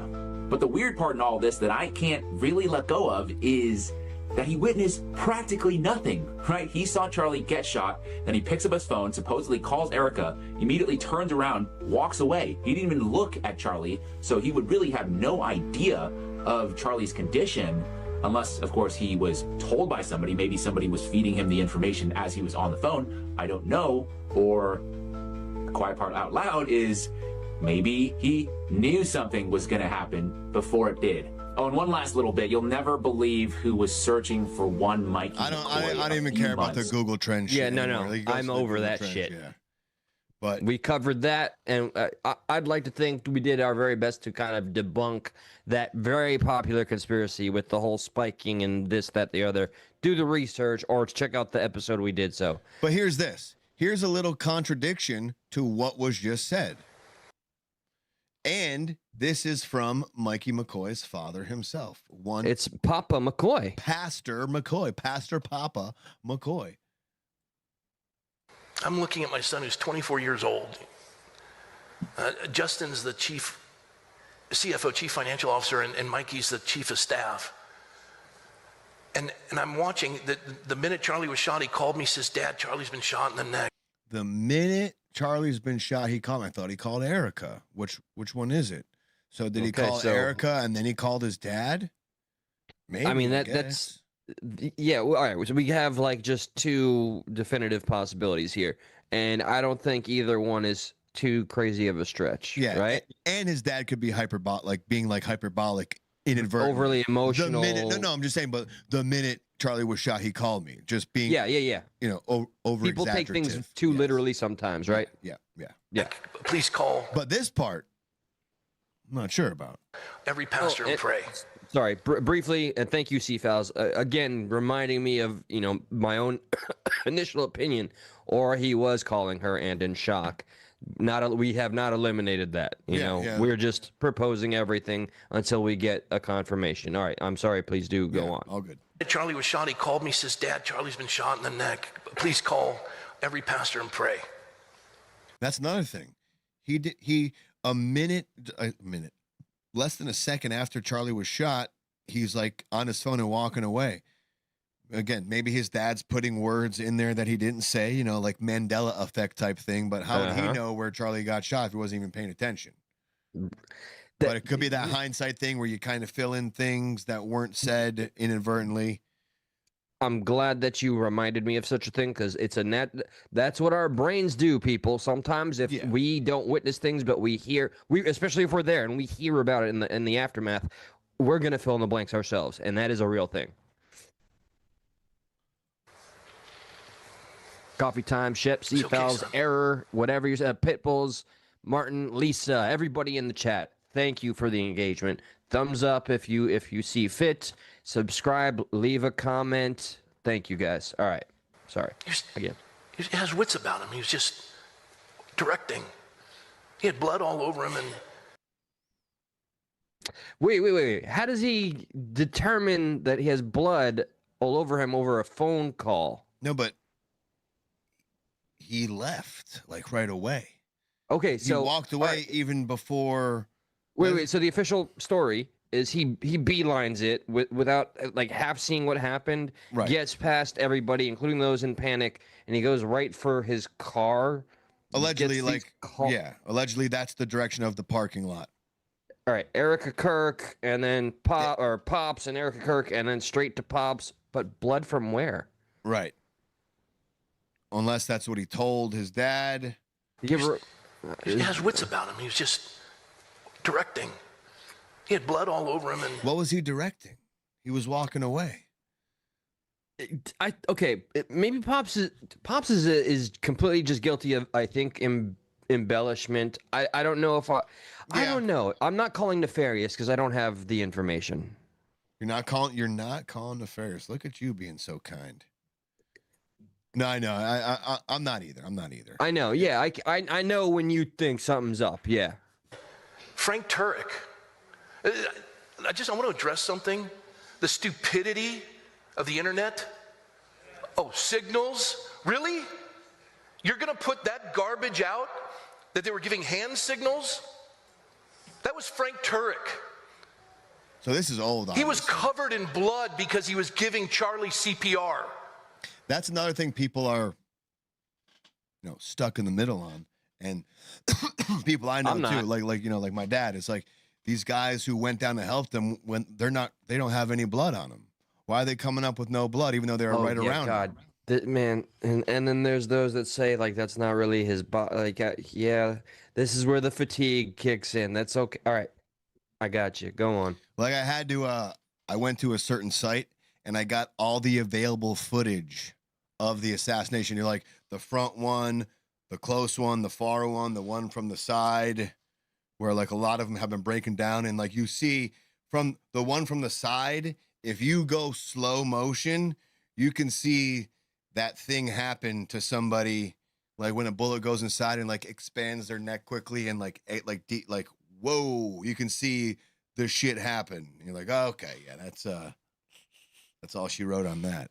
But yeah, as far as this pastor goes, that's weird. Like things he's saying are very odd. Like maybe he, again, this is close to it happening. I don't think this is, October 28th, 2025. I think this is closer to September 10th when this sermon, whatever you want to call it, was happening. I don't think this isn't recent.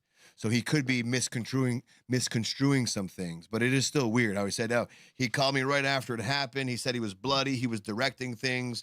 And then we look at this video. He's not bloody. Doesn't look like he's directing anything except himself to the exit.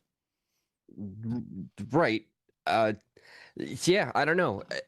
I'd love to see any other determinations in chat aside from what we're seeing here. What Mishka says, I think most people with their stupid statements watch too much CSI. Okay. Yeah, hell yeah. Yeah. Well, why is there no blood spatter? Blood spatter's 3 feet per square inch, as per what CSI tells me. Yeah, some people watch Dexter Morgan and their fucking blood spatter analysis all of a sudden, Here's what Kash Patel had to say on this, and this, I'm taking this video, but the tweet that the video has is kind of calling Kash Patel's his statement here. They're being very incredulous towards it. Based Sam Parker says, I can't tell you with 100% certainty that there is a Charlie Kirk assassination conspiracy / cover-up by authorities, but if there were, this is exactly what it would look and sound like. So this person does not jive well with what Kash Patel is saying here. To people, maybe video from that roof. Do you expect that there will be more to be released? I think the best thing I'm going to start over from Charlie. again real quick so we know. That was quite Is a statement there. More evidence that you guys can offer to people, maybe video from that roof? Do you expect that there will be more to be released? I think the best thing we can do for Charlie, especially me as FBI director and our team, is to prosecute this case in the courts of law, wherever it is, in Utah, in the state of court of law. And what we're going to do is what we've done. Give them every piece of evidence we collect. Our cellular analysis systems are the best in the world, and that's what the FBI does, and that's what we flew in and did. That's how we led the manhunt and got him in 33 short hours. And every single piece of video or Quick forensic pause, evidence... sir. Sorry. Yep. My apologies. There is a comment I just can't pass up here. Dennis Odell says, what a wasted life, sitting around, spinning, and discussing conspiracy theories that don't make any difference in anyone's life. And my response, even before I thought about reading this, is what's more sad or what's more wasted of a life? Us doing what we do and enjoy. It's definitely sitting us. here It's definitely us. It's definitely not. It's definitely right. not Dennis. Oh no, but I'm gonna finish. Or are you watching the very thing you claim or purport to despise? Oh, No. Pointing out, you're the one sitting here. Anyway, no, it's definitely not us. Dennis. It's us. It's us. It's us. Definitely not Dennis. Leave Dennis alone. He had the gall to comment. All right, leave the guy alone. Give him a break, would you? Probably one of them snap recipient. No, I'm kidding. Shit. Shots fired. And that's what we. All right, Cash. That's how we led the manhunt and got him in 33 short hours. And every single piece of video or forensic evidence or witness interview, we've done dozens and dozens. Gone on these platforms, found every single person. All of that material, and I know this is frustrating to the public, and I understand it, but I'm not going to allow the Charlie Kirk prosecution to be dismantled because we want to get over our skis and publicize information. That is the one thing you cannot do. We will make everything public in court. It just takes time. That's what I've been saying for the longest time, is like people are like, we don't have all the information. It's like they're trying to build a case and win a case. We're probably not going to get some of it until the trial happens. That's always fair. Yeah. Did you say that's fair? Yeah, that's fair, right? That's a fair assessment. That has been kind of that has been the status quo since day one. So we're just engaging in the public discourse of it all. People are not going to be satisfied, especially when you have a Candace Owens, a Jesse and Fire, and all the other channels, and even us, because you know what? We're curious and we can't help but scratch that itch. But we're going to do so until we get that answer, and it doesn't mean we'll be satisfied with it either. I mean, there's so many other things to point at. I like this real quick from Shamrock. God bless you, sweetie. There's a really great explanation as to why you don't see blood everywhere. And that's because the ER team provided and sealed the wound, the entry shot. And that is true. There was some wild, crazy speculation that it was a fake body. I don't know if you saw that shit. Fake body. Then there was the realm of the spiritual, where there was a fucking portal door beneath the chair that they dropped it into. I mean, it goes out there. Of course. So I respect and I understand those of you that are sick and tired of hearing anybody talk about this to any degree. But you know, we're at least we're grounded in some fucking reality. Yep. I mean, and then shit like this does not help. Yeah, I'll see you in Valhalla. Zeke, listen, you're totally not wrong when you said, Charlie, I'll see you. It was a weird comment to say, for sure. I'll see you in Valhalla. Like, all right, Cash. But this was a weird turn of events for Tyler, right? He this judge allowed, or is allowing, Tyler Robinson to, one, dress in civilian, like casual attire, and to number two, he doesn't have to show his face. Wait. Okay, he doesn't have to, or he's not allowed to. What? He doesn't have to. Like the attorney. Have to. No, he doesn't have to, and I'll tell you why. So let's go over this here. This says Charlie Kirk's alleged assassin Tyler Robinson will be allowed to dress in civilian clothing for his trial, a judge has ruled. The 22-year-old, who is accused of fatally shooting the conservative activists at a Utah Valley University on September 10th, was granted the legal victory on Monday afternoon.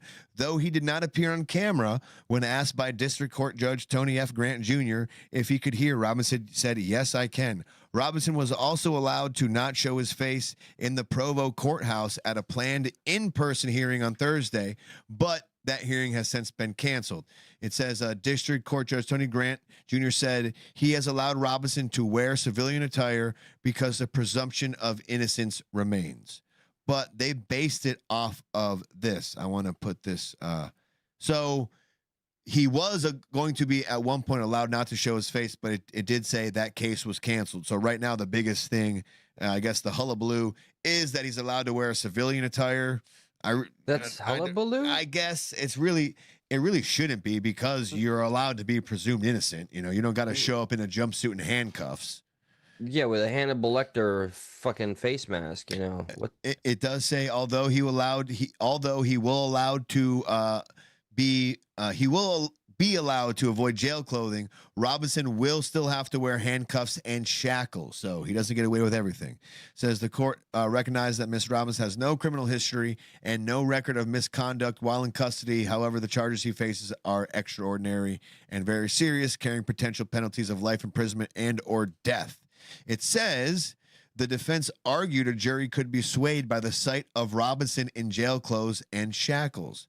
To make their case, they noted a highly publicized death penalty case in Ada County, Idaho, referencing Kohberger. Remember this guy? The Kohberger guy, he pleaded guilty to brutally killing 4 University Idaho students on July 25. Oh, God. So he was allowed during his court appearance, he was allowed to wear there we go. Okay. Hey, we got a call coming in. Oh, and hey, call back if you're trying to call. For whatever reason, it didn't go through. Apologies, tech things happen, but you call, we'll get you. Yeah, luckily my phone was on because I had Google Voice ringing on my phone for whatever reason, but on the screen it wasn't. But when I pulled up the Google Voice website, like I just opened the tab, it wasn't closed, but when I maximized the tab, then we started hearing the ringing sound effect. So hopefully, so be it, man. Hopefully we didn't miss a lot of people calling, but try to call one more time. I promise you we'll pick up whoever just tried to call, or we can be weird and call them back. They could call. The number's up. Okay, so to make their case, so one, they referenced that guy Kohberger, who essentially was allowed to wear a suit and appear without handcuffs for his pretrial hearings, and the other one, Luigi Mangione, who was accused of shooting the United Healthcare CEO Brian Thompson, was granted the chance to wear civilian clothes depending on what courthouse he's in. A judge denied the request for Mangione to not be shackled in court. He has since been seen on several occasions with restraints on his wrists and ankles during his appearances. Tyler Robinson's lawyers previously argued, with each development in the case generating thousands of articles and comments online, the likelihood of potential jurors seeing and drawing conclusions regarding my client's guilt and or deserved punishment from obvious signs of pretrial incarceration will only increase. And the judge was like, you know what? You're right. 2 out of 3 of those names were celebrated by a certain party, or at least supporters of that party. Not all, but quite a few of you fuckers. Okay. It's a weird one, shit, right? dude. Yeah. Overall, it is something that I don't believe there should be that much hullabaloo, as you say, regarding this. Yeah, he'll be in civilian attire. He'll be shackled. Not, crazy shit that I have seen become crazy and polarizing. It's amazing. Everyone is presumed innocent until guilty, and, wearing jail clothes. Listen, we don't like the guy if this is what he did, but you're allowed this per America. So you should be allowed to be presumed innocent until proven guilty, not the other way around. So I get the idea. We're not going to wear jail clothes. I'm not in jail yet. I'm being held, but I'm not charged. So I shouldn't wear something to make me look guilty. It's like, fuck, you got a point. God damn it. Go ahead. People flip that around often, where it's just, guilty no matter. Look, given all the conspiracies, don't we want to see as fair of a fucking trial as possible? Don't we want to see as much, discovery and everything, an answer to every question and every angle possible? Hopefully Cash is right. You would think. Okay, so we have one of 2 options here. Yeah. We can get into the Candace shit real quick and then play how Turning Point felt about the Mikey McCoy accusations, or we can get into the Mikey McCoy accusation reactions from Turning Point and then cap that off with the whole Candace Owens things. It's your call. We do got about an hour left. So, we can hit a hot 3 hours tonight, or maybe we can go a little over to make it 3 hours. I don't mind going till about 12:15 to make it about 3 solid hours. So, because we do still have the whole... let me see. All right. I'm intrigued. This experiment doesn't always work. Let me let you fuck with the audience real quick. I have to go deal with one more thing so the Wi-Fi doesn't go off and we lose everything. All right. Get the fuck out of here. Yeah. All right. So this doesn't always necessarily go the way I hope it would. But again, remember, we appreciate all of you. Forgive me if this is an overglaze. I would love to see participation if you don't mind. It's a simple little tactic to employ. If you help us choose which route we go with the show. I know some of you are a little fatigued with Candace. Trust me, I know. The only thing, Mishka, to you, whom I adore, she finally says something that got my antennae quirked in my eyebrow. If you'd like to see us move on to the Candace topic or the Candace coverage, hit 1. Feel free to hit 1 in the chat. It's okay. I expect that it may not happen. If you want to see us cover the McCoy family, which is the individual that had the phone responding to all of these allegations and speculations, hit 2. Please feel free. Drop the spam. Just click 1 and enter for Candace, 2 and enter for the McCoy response. Thank you, Coffee Time. Acknowledged and appreciated. No Candace. It's unavoidable. I talked about this on a previous, and please don't forget, 1 or 2, this is a platform that thrives on this communication, this discourse, being able to have a conversation with everybody that may have different opinions, especially. Thank you. Ones. Thank you, right. Mishka, Martin, right. Rat Salad. Oh, we got 2. Okay. Damn it, Shamrock. You always got. All right. So far, damn, this is close and this is fun. This is the first time this has been this successful of an experiment. All right, I like it. All right, keep going, keep going. Tell me about it. Well, I said hit 1 if you're down with the Candace breakdown, and 2 if you're down with the McCoy family breakdown. And it's almost, I think, kind of tied. I mean, the 3s are helping. You just drop a 4 in there, and I'll be tickled. But damn it, I don't know. Can you take a look at the chat and I see it. I see what's going on. I do think. Listen, let's just keep it going. We'll get into the Candace thing. I know. You know, it's kind of hit or miss at this point, right? Yeah. We're gonna 50-50 piss off half and do the thing. Bear with us. We're not gonna gloat too long on the Candace thing, and then we do have a fun media being hypocrite and versus thing with the whole Graham Plattner and Pete Hegseth tattoo debacle with some extra hypocritical videos to fun. It's going to be, I'm looking forward to that, like the most, to be selfish, like just because I love it's hypocrite fun. shit. Yeah, I love hypocrite shit. That was that segment. It's that material that you'll find on Stuck in the Middle that helped, and please don't take this as one way or the other. It helped this once blooming progressive liberal to decide to become a conservative, because I had to see examples like this and fact-check statements of the media. Now, I'm not saying we're indoctrinating anybody. I trust your intelligence, but we're going to enjoy the shit show. Now, that's what it was. We doing Mikey McCoy TP reaction first or Candace reaction first? Candace. So just we're doing Candace, and then we'll cap it off with the Mikey with the McCoy response. How TP felt. Correct. How the TP felt. All right, let me pull up the Kansas stuff. The tarot cards, guys. That's coming next week, or probably maybe this week. We'll talk about it later. Yeah, maybe that could be a Saturday thing. We gotta figure out with our guest if we're doing that this Saturday or not. My ex-girlfriend. I know, like, you love saying that too. Like, you have to let everyone know, like, it's my ex. Like, what does that actually mean when you say that? Like, can we not like try to mack it? Like, what's can we not try to like you see how I said it very white? Try not to be like offensive. You really did. Try to mack it. Like you said it so white that like whiteness tried offensive. To escape your face and you went all red. Yeah, it's not even offensive. Yeah, no. Mack it. I'm sorry, I have a very inappropriate story stuck in my head of her and I, and all the I shouldn't overshare though. Oh, I would love to hear it, and then we can get on to Candace Owens. It'd be a good little palate cleanser. And a good tease for the upcoming tarot episode, where at the last half of the episode, we are going to get proven whether tarots are real or not. Oh, all right.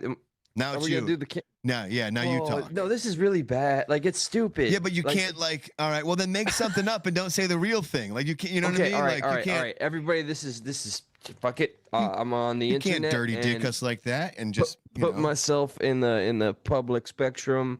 All right, everybody. I don't know if she's gonna appreciate the story. Maybe it's a different ex. One time, like, you know who's not gonna appreciate this, by the way? Martin. Martin will not appreciate this because this is derailing the show. I just hope you know that. All right. Look. We do what we do. We have fun doing it. Thank you. All right. You're welcome. They're just all right. One of those once in a lifetime moments, guys, where when a male and a female are able to accomplish something so perfectly. Is this the birds and the bees talk? You with know a when twist. a male and All right. female come together. I'm gonna fast forward. She's laying down on the bed, and I'm all the way like in the living room. Yeah, I'm full screen, and I run. Jesus, I'm so sorry. Please get all your kids out of the house. I run into the bedroom. She is ready. I'm so sorry, girl, that I'm sharing this. She's ready. Okay. We're open and ready for receival, and I literally dive like. How do you know? Like, Olympics. Were you at the other end and she was like, "I'm ready," and you were like, "I gotta get it running." Nope, there was no shouting like that. Okay, just making sure. But she was ready, and I just perfectly ran, jumped, and landed like right. Just there was no. You bullseyed it. Yeah. Damn, bro.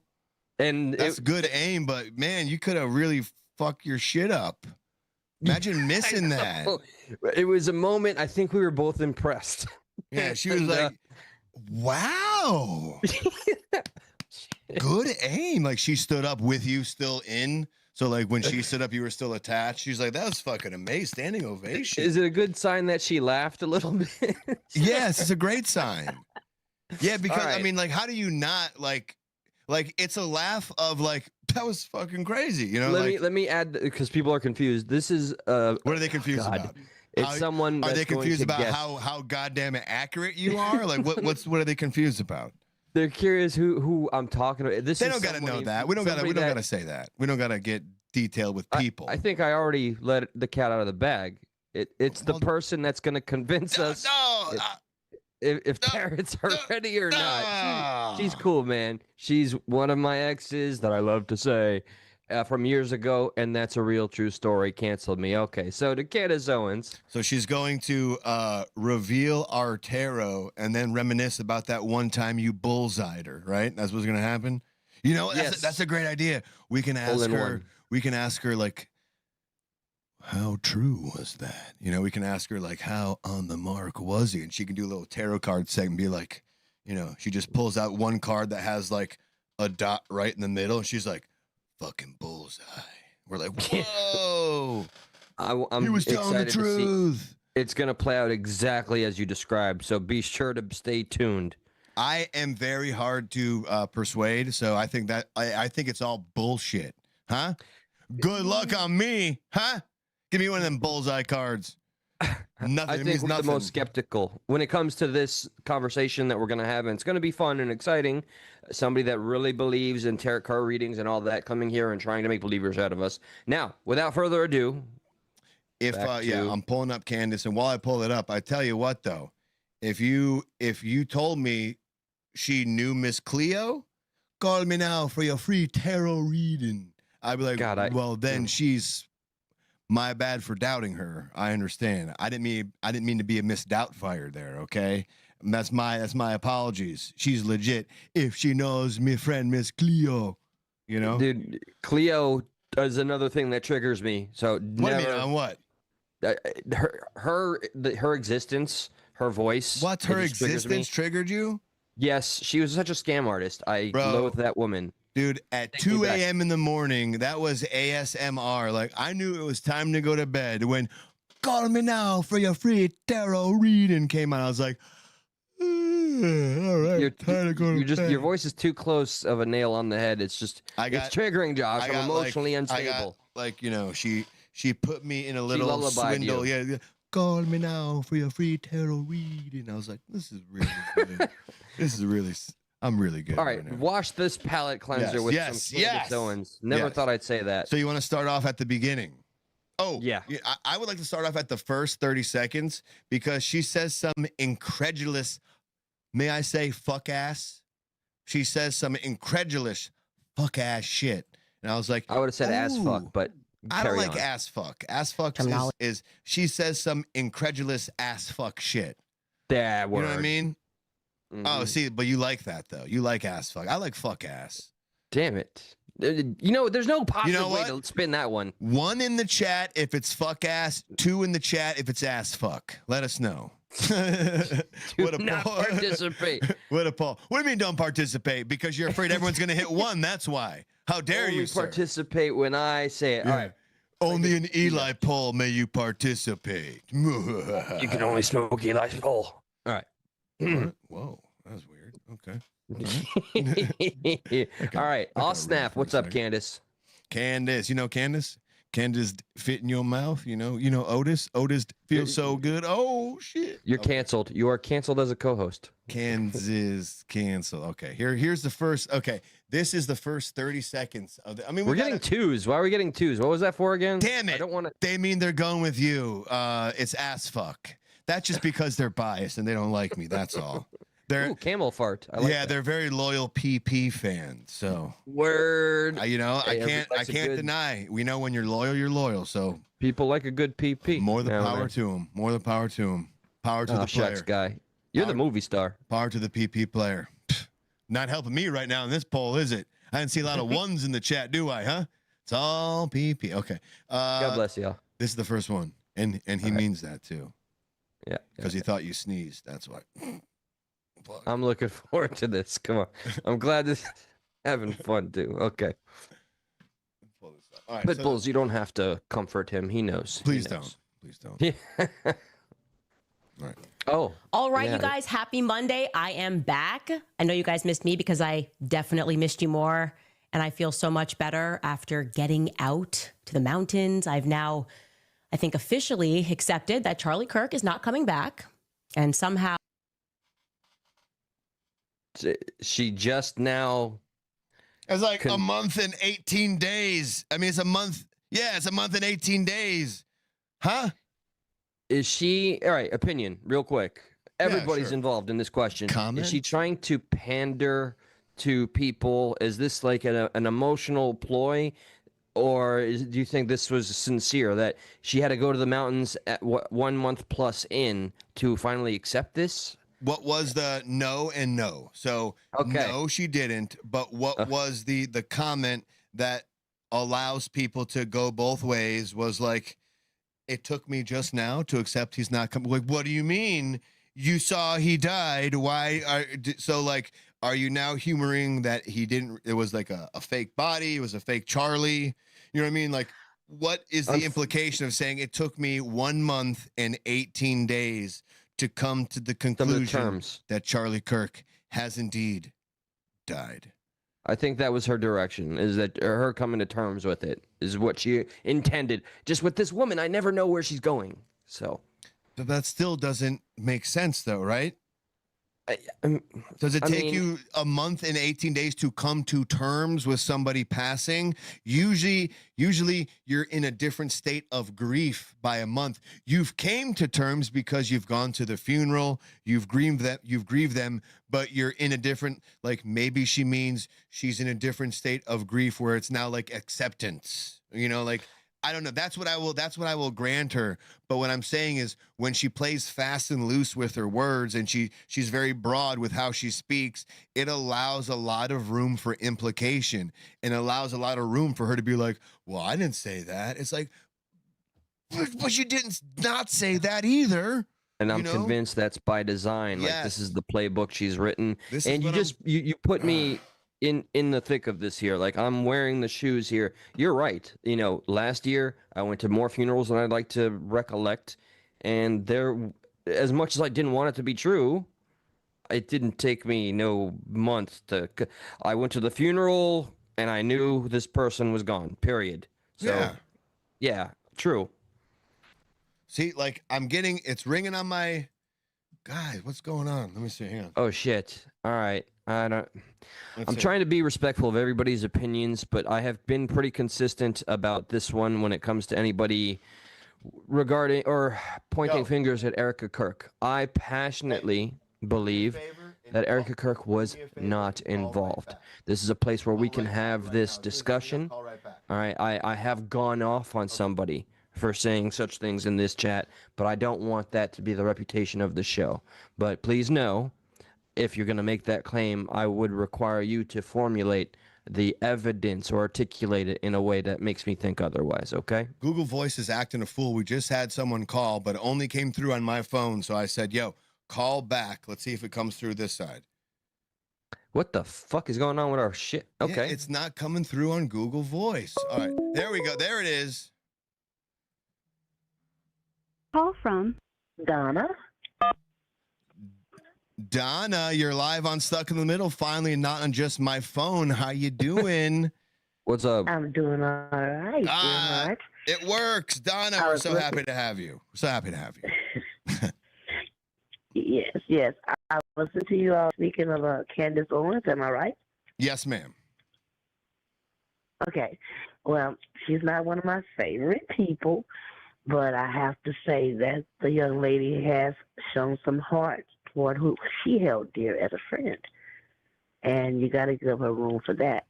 And because I've lost so many loved ones, it don't have to be a bloodline, but your spirits are joined.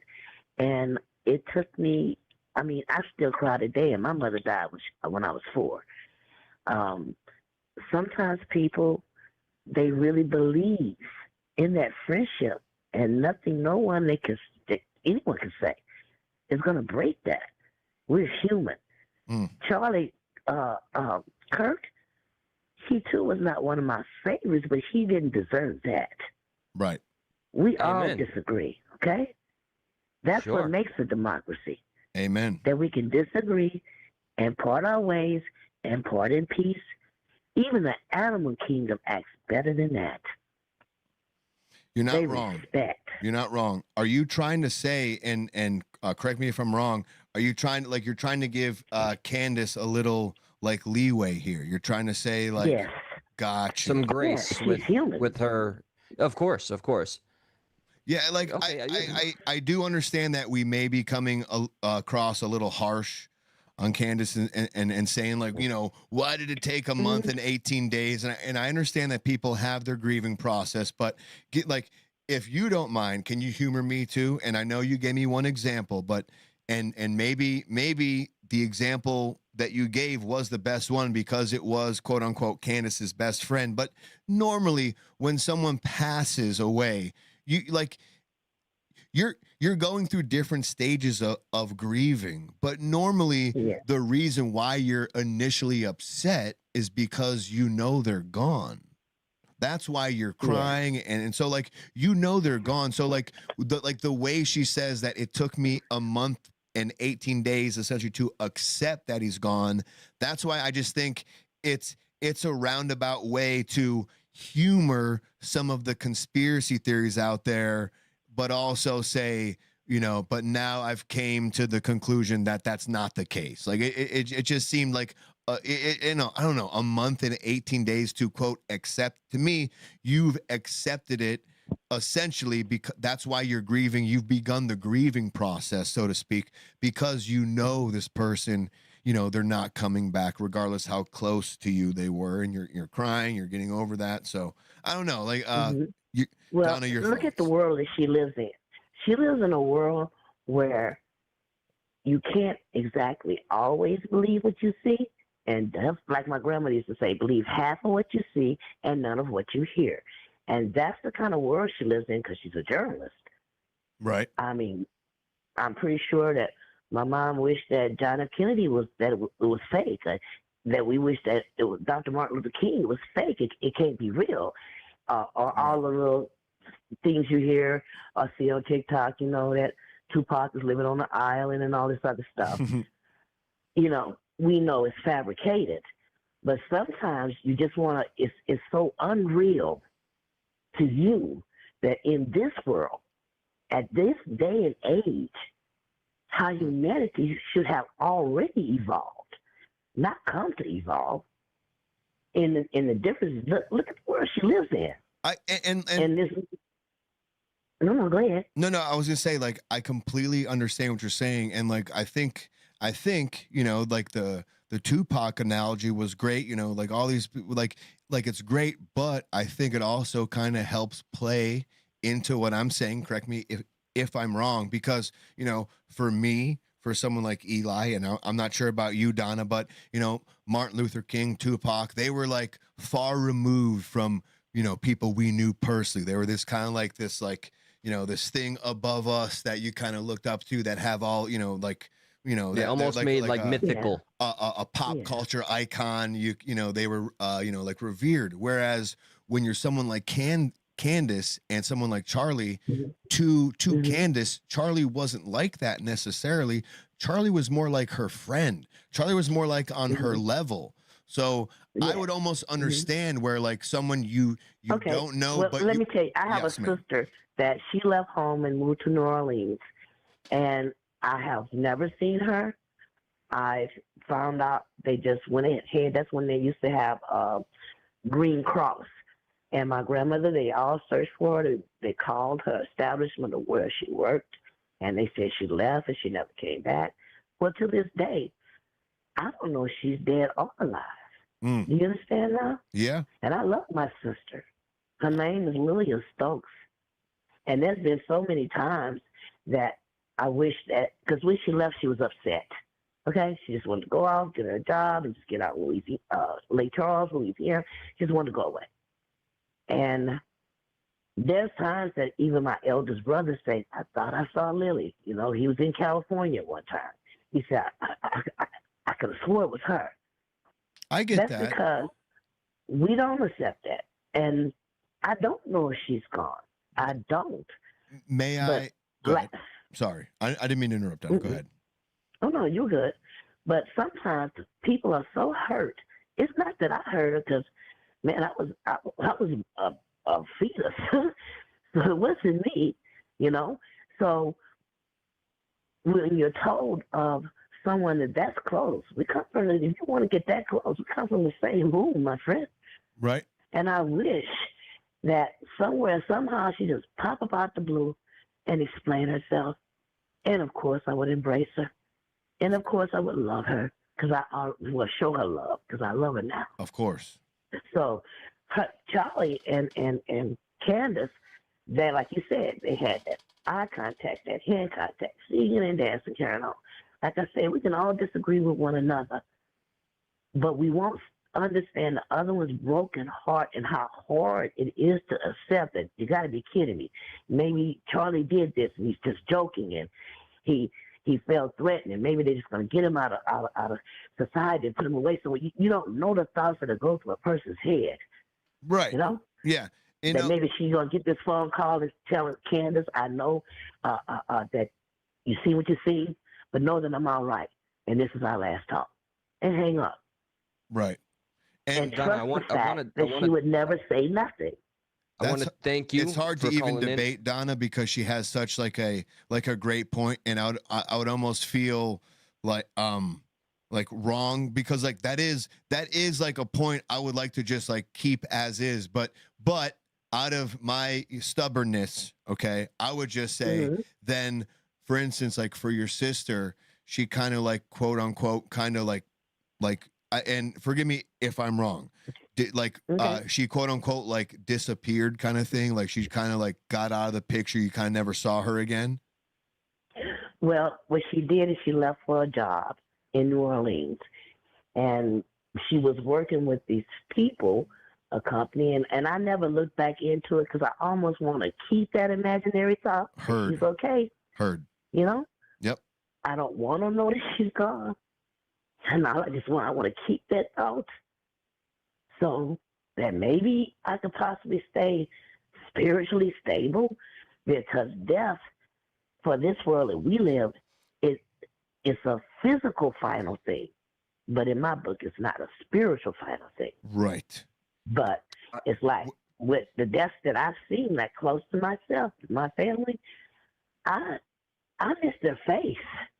I miss their touch. You know? And even if they went to heaven and had the greatest, biggest halo and wings that spread out 7 feet, I know that I cannot touch them in this physical world no more. Yes. I cannot kiss my mother about her cheek anymore. She's gone. And I'm 62 years old. Do you hear me? Yes, ma'am. That's a painful thing when spirits connect. Eli, if I could real quick, like just to finish, Donna, and the only thing and what you're saying is beautiful, it's perfect, and the only thing I would counter, just out of this conversation, not because of anything else that I feel the need to or necessity, but the only thing I would counter is like, you're correct. You have that thing there where like there is no quote unquote final chapter of your sister's life. It is ambiguous, and you do have everything working for you to keep that story alive and not needing to close it. And my only counter would be, as opposed to Charlie Kirk, we saw vividly his demise. Yeah. There's video picture of him leaving this mortar coil with multiple angles to boot. So that's the only thing I would counter is like, you have, you and your sister have more of this open story than Candace and Charlie have, because unfortunately Charlie's end was, televised, where your sister, she very well is out there right now, working a different job, doing it like, a different life, being her best self. And, there is no way to really find out where the alternative to Charlie is. We do know. So that's the only thing I would say. And, like I said, I didn't agree with neither one of them, but we all have our opinions, or even a status. But at the same time, no one should have the right to take someone's life because of what they say. No, ma'am. Because in this country, it's going to always be Democrats. It's going to always be Republicans. So therefore, we're going to always have our differences. And if we can meet in the middle, even though we disagree, you see, people say, well, you have to compromise. Compromising doesn't mean one side has to quit. It's like when they took prayer out of the school, they said that was a compromise. To me, that wasn't a compromise. A compromise is this. If you don't want your children to pray, we'll go to the gym as children, or we'll take all of your children and they go to the gym. That's a compromise. Why everybody else stay in the classroom and pray.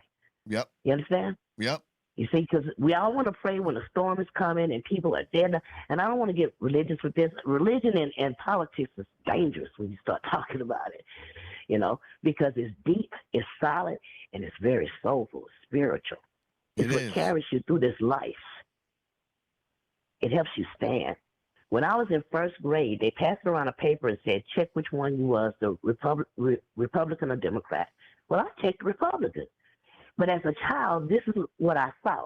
I seen the public was so out of order that it needed to be redone. And the teacher walked up to me after she picked up the ditto sheets, and she said, no, dear heart, you're a Democrat. Mm-hmm. And I'm thinking she said that because I was brown. I don't know. Hopefully not. Hopefully not. Yeah, well, I'm thinking so, but it's okay because everybody has their opinions. Like I said, if we can deal with the opinions, and a compromise don't mean that the other side just not going to accomplish anything they ask for. No, a compromise is going to meet it down the middle. Yep. And on that note, I wanted to ask, I wanted to offer you a resource, Miss Donna, and I want to say you've been very graceful, very kind, and a lot of wisdom. One of the coolest I callers. Appreciate everything you've said. There is a family that I've interviewed a couple of years ago with almost an identical situation that you have with minor differences. If you have a Facebook, I'm just going to put this out there. Please feel free to look for a group called Where is Jamie Valdez, or hashtag Where is Jamie Valdez. They specialize in cases like yours where there is a loved one missing and you almost have to end up at that inevitable possibility, the terrifying possibility. But if you do have Facebook, please give that a check out. I think you would be right at home with some people that would understand you the most. And again, I do want to thank you for being such a voice here and sharing everything you have. Donna, did you just hear about us today? Thank you. Donna, did you just stumble upon us tonight? Yes, I did. I did. I was looking on my phone and transferring some information to my email. On as I came across you, I began to listen.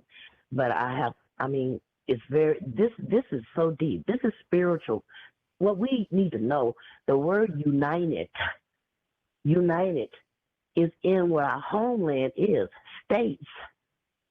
Come on, people, get it together. Yeah. You know? Get it together. It is weird how far we've become, I mean, this is an improper term, but, ununited, disunited. It is crazy how far apart we've kind of been driven, whether it be from our own fault, whether it be from the media, whether it be from the politicians. But it is weird how us, the people, don't witness it. Like we can't see it happening and correct it ourselves. Be like, yeah, whatever they're saying, but we're all cool. But it's just like, yeah, no, whatever they're saying, they're totally right. It's like, I don't know, like, why are we getting so lost in the mess here? Like, what are they doing right that we're doing wrong, so to speak? Like, why are we getting so... We don't... I know the compliment you gave as being so wise or whatever, but know that most of that wisdom came from me being wrong. Mm-hmm. You understand? 100%. It came from me being wrong. But it came from me wanting so much peace and so much kindness and love to be spreaded. So when you know you're wrong, come on, let it go. You're wrong. That doesn't make you less of a woman or less of a man. It makes you more of either one of them to grow, to evolve. In your mind, your spirit, and your body will thrive. You know what, Donna? I want to add this. Awesome. Holy crap. You would have my vote more than any other politician that's currently in office. Oh, my love. Oh, my gosh. just wanted to put that out there. You would be my vice president. The other one could be whatever he wants to be. Hell yeah. Secretary of Health. I mean, yeah, Secretary of State. And them generals Sweet. I see our wonderful president talking to, somebody take over the armed forces, please. To make God sure. bless you, And as Donna. a people, we are a people here in the United States. Yes, all ma'am. that separation and separatism and your thoughts and your race and your height and your weight and where you live at and all that is so ignorant. That is just ignorant. It is turning like music. Like there's so many different genres that you have to like know about now. It's like, damn, can't we just listen to music? Like, can't we just like rock or country? Like, why we gotta new metal, progressive rap, core rock? Like, why is it gotta be so many different? Just it's this or it's this, and that's fine. That's okay. Everything falls under one thing. But that's what makes us beautiful, though. Yes. That's what makes us beautiful because everybody has something to bring to the table, my friend. Mm-hmm. That very some music, diversity I don't even is want to hear no words. I just want to hear the instruments. Yep. That very diversity is a beacon of our humanity. Don, I want to thank you so much for calling in tonight. Right, I salute you. You are a goddamn American hero. You know that, Donna? God bless you. Thank you, baby. Yes. Thank you. Thank you for And calling you in all so too. much. It was a pleasure talking to you all because you're sensible and you're respectable. Donna, she's awesome. Donna, thank you so much. Hope you check us out some other times as well. Thank you so much, and we hope to hear from you some other time as well. All right. Good night, guys. Good night, Donna. Good night to you. Wow. And that link is also there, Donna, if you're watching. Really, a round of applause. Truly. Yeah, seriously. Getting, Holy especially crap. when we learn that it's a new person that stumbled upon us and that has that level of like honest to goodness grace in their heart and then shares that even if we agree or disagree. And she loves to focus on the things that unify us. Bless Donna and everybody like her. Thank you. Donna. Let me just get a nice little slow clap chant going. Donna, Donna. Standing O. Way to go. All the above. All the above. All right, so back to things that incite us. Yeah, back to Candace now. There was a lot of spicy debate in the chat, and I love it. We're here for it, okay? Remember, you may hear things that you don't agree with. It's going to happen, and things you do. I see people are very pro-Candace and anti-Candace. It's all going to come out in the forefront, so be prepared.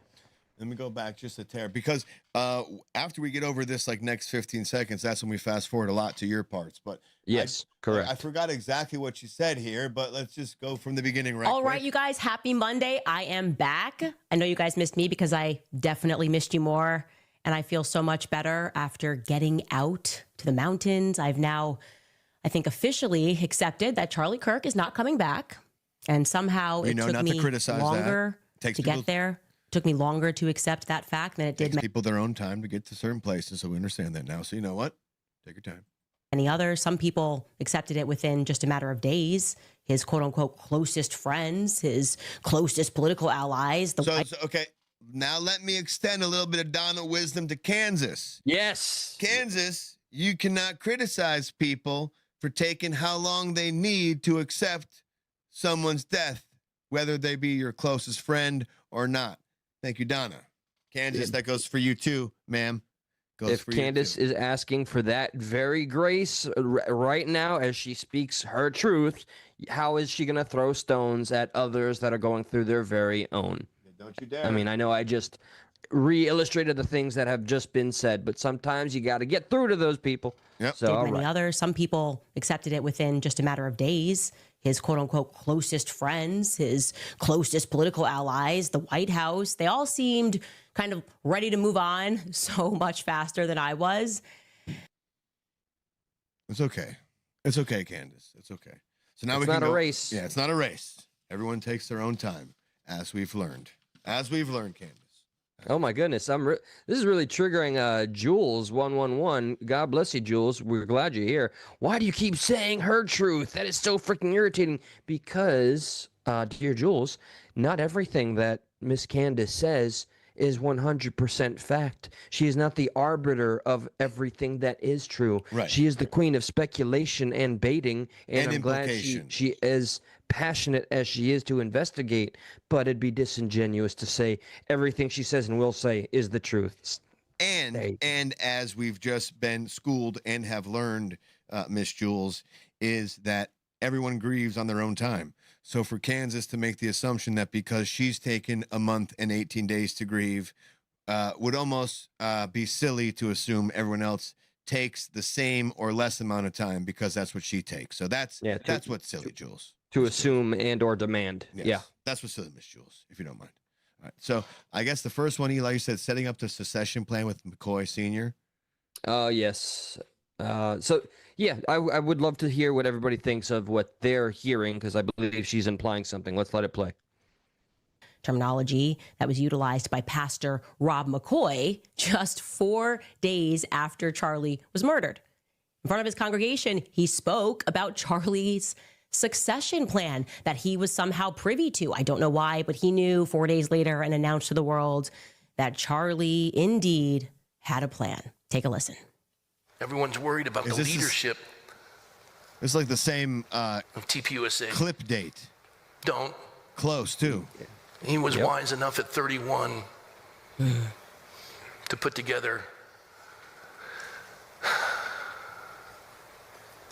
a plan for succession.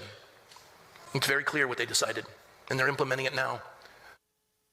And I love that she pauses it right there. You know, like everything, a little bit more could add more context. To me, that's an attempt at framing something the way she wants it to be perceived. But that's just to me. She's obviously mad and upset that her friend was killed, and she's 100%. She's trying to find who done it, and she probably has, whether she wants to admit it or not, she probably has access to just about the same information we have. I hate to say it. There are some people I know who live here think she has more information, Candace, than the authorities do. That's like, really? I mean, I can tell you one thing for sure is that she reached out to the individual that took that camera down for a comment, and he did not give a sufficient one and said, I've only spoken to Erica Kirk and the feds. That pissed her off. And this isn't that far-fetched, but they probably cannot comment on the case until it's either over, like there's information we don't have yet, and that's strategic, and that's on purpose because they're trying to build a case and win a case. Like, to me, that's not far-fetched to think that there is information we don't have that we don't have to be filling in yet.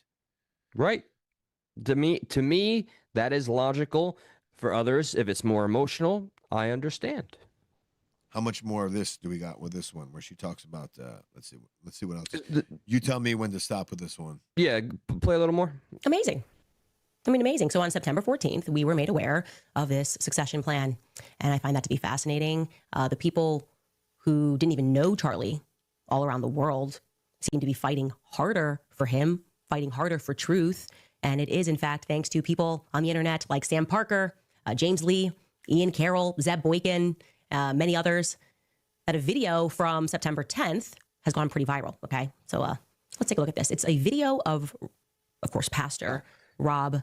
This is just gonna play the clips that we've already played of Pastor McCoy, which leads to Mike McCoy and all of his strange behavior. So, any specific clip you want to play of her talking about this? This one we can bypass. What's the next one? So you have start to describe the clip she's about to play of Mike McCoy, which she plays a couple times. Then another one is right before she plays the Charlie clip and slows down the footage of Mike McCoy. Next one is back to the guy who took the camera behind Charlie and again dragging him for not showing her the footage segment. Yeah, let's go right to that one, because we did actually. I'm proud. We covered our own bases without having to utilize Miss Candace, right? Jesse on fire, you fucking hack. About the subtle changes that I recognized. And the thing that struck me as wrong was that he lied to me. I don't know why he was lying to me, but a lot of the things that he said didn't make sense. And I'm going to speak more thoroughly about what it was. So she's talking about the guy who took the SIM card? That is the very man she is referring to here. Not satisfied. I don't understand why. I guess I understand why she's incredulous, excuse me, about someone lying to her. But like people who aren't her, who know kind of her ways, like, is it not far-fetched that someone wouldn't want to tell her something because she's doing what she's doing right now?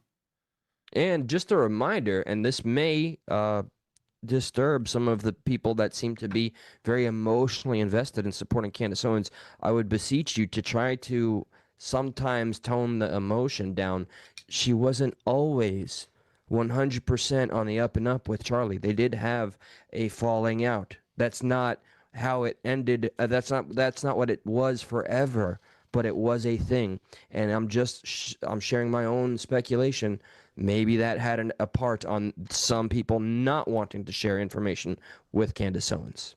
Yeah, and you can still like someone and critique someone too. Like, yeah, just because this infallible we're disagreeing approach with Candace doesn't mean there aren't times where we completely agree with her. It's a stupid thing. Not to say that anyone watching us thinks like that, but like I know there are a lot of diehard Candace people who, when you, just like politics, when you disagree with one thing the left says, you're against the left. When you disagree with one thing Candace says, you're against Candace Owens. It's like, no, I'm just critiquing the thing she said. I don't agree with this thing. Why are you now saying, oh, you don't agree with this? That means you don't agree with anything she said.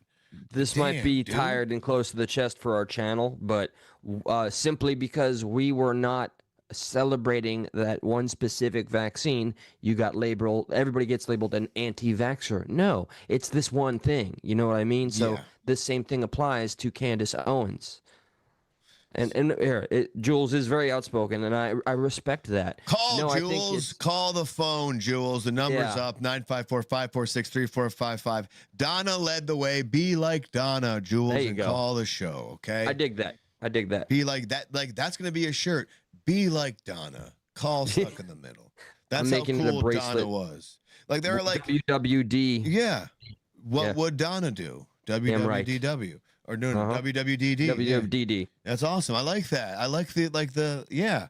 And like, who's the other person? Like, somebody else just stumbled upon us and they called right away too. That's awesome. Be like those people. Is Jules, like, do we know Jules, or is Jules? Nope. Just, she is clarifying right now. This is the last comment I'll read over hers. I'm not diehard anyone. I would say every comment that precedes this one would say otherwise, but okay. Sounds like you're definitely not diehard voice talking. So prove us wrong and call. Okay, all right. So this is the same comment. I'm not diehard anyone, but I know truth when I hear it, and I know suspicious activity when I see it. Well, it sounds like we got the arbiter that has a sight that is stronger and wiser and just overall better than everybody else. Wait. We bow to Donna. I'm sorry, Donna. We literally see some of the Mikey McCoy thing looks suspicious too. Like, what did Jules say that we disagree with? Basically, anything that we would point out and criticize of Candace Owens, we're getting a slap on the wrist. Like, no, but I'm saying that comment in general, like whatever that comment was. I'm not diehard anyone, but I know the truth when I hear it, and I know suspicious activity when I see it. That's exactly what we say too. That's funny. Yeah. Call us and prove us wrong, because we went over things we agreed with. I probably wasn't. Probably wasn't, Jules. I'm only offering that. Loyal Pitbulls says, love it. WWDD, what would Donna do? Exactly. Everyone get on board. WWD, hashtag WWDD, what would Donna do? Donna would call on the show, Jules. Okay? Jules, listen, we're not mean people. All right? We'll talk to you. We'll be nice. All right? Just Stacy, you don't have to stay, but God bless you too, okay? Stacy, you're awesome too, okay? Yeah. All right. All right, let's keep going. Let's finish. Okay. Does she have anything else to say here? It makes sense. And I'm going to speak more thoroughly about what it was that he said, because obviously I recorded the phone call. I, of course, asked him why he took down the cameras so quickly. Hold up. Who could it be? Call from Jules. It's Jules! Amen. Bring it. What's up? Yeah, I was letting my dog outside. I would have been here quicker. It's okay. It's okay. Listen, there's never a rush, but the fact that you said, you know what, I'm calling stuck, we appreciate it. We appreciate you, Jules. What do you got for us? Oh, appreciate you too. Yes. Yes. So are you a big Kansas fan? Are you Candace? What did I say? Kansas. You like the you like the Candace City Chiefs, Jules? Is what I hear. I wouldn't say that I'm a big Candace fan, but I am from the perspective that I think that she is doing. I think everything that she does is for the right reasons.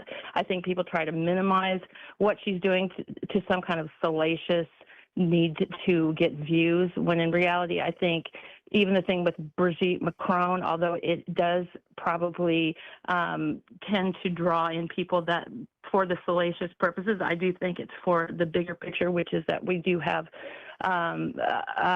controlling or, government leaders or world leaders that are involved in some pretty shady stuff that needs to be exposed. And so, I think that, of course, people are going to look at her the way they want to look at her.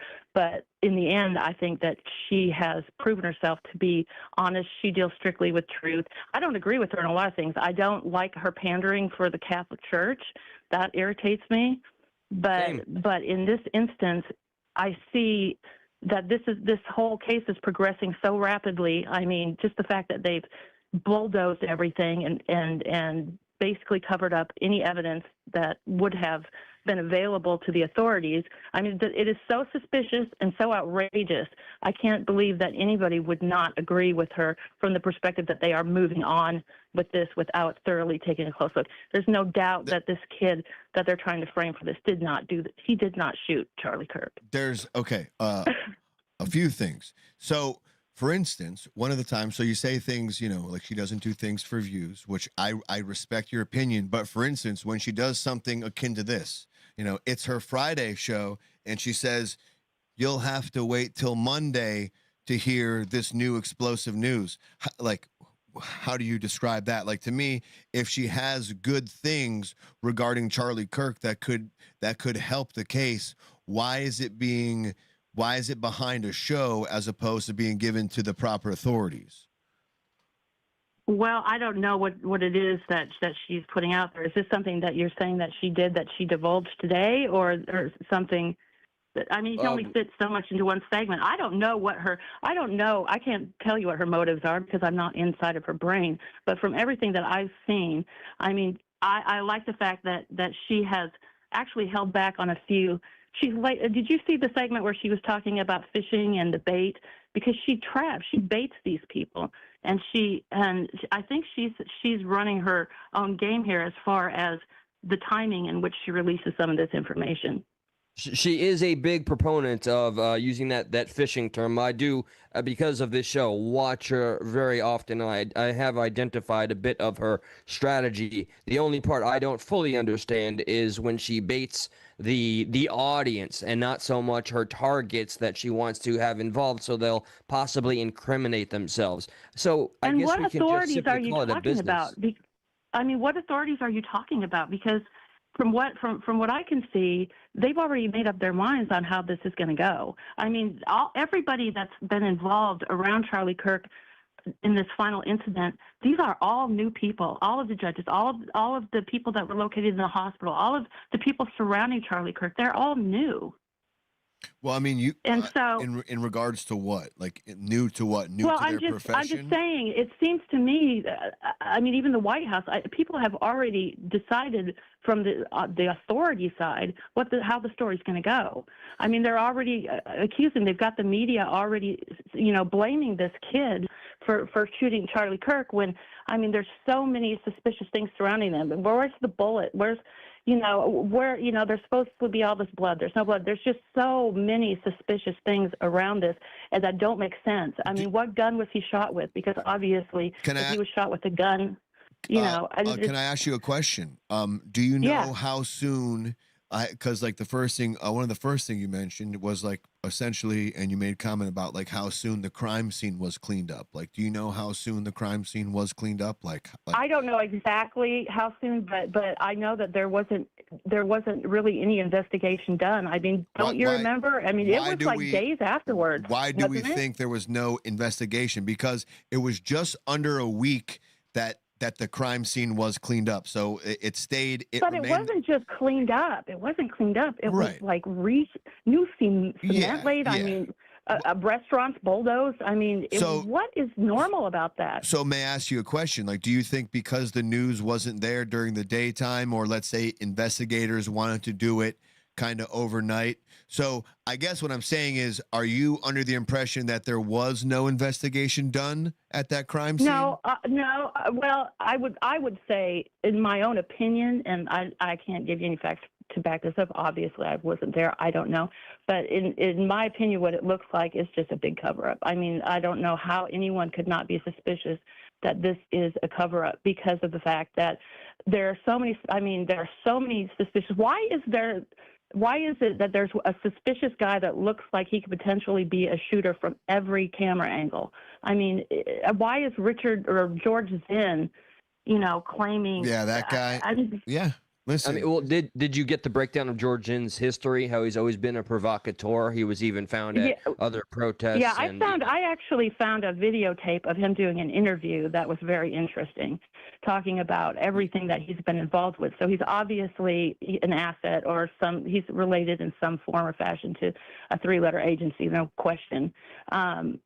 Because there's just no way in the world that one person could just randomly be at all these events. Well, he's also been diagnosed allegedly, according to whatever resources are available. If you look it up, he has been diagnosed with some sort of a bipolar and something else diagnosis, and he does like the attention very much, a narcissistic kind of personality traits. So he does go out and becomes this provocateur persona to get as much attention as he can. He gets off on it. Apparently, he is not mentally well. I believe that from his interview. I would not doubt that for 1 second. But I guess then Jules' question would be like, well, how would he know to be at that event, right? So that yes. Well, it's more like how does somebody react like that instantaneously? That is, I mean, I'm not saying, like you say, everybody can react in their own way. That to me just is so far outside of believable that that wasn't planned. This whole thing to me looks so incredibly planned.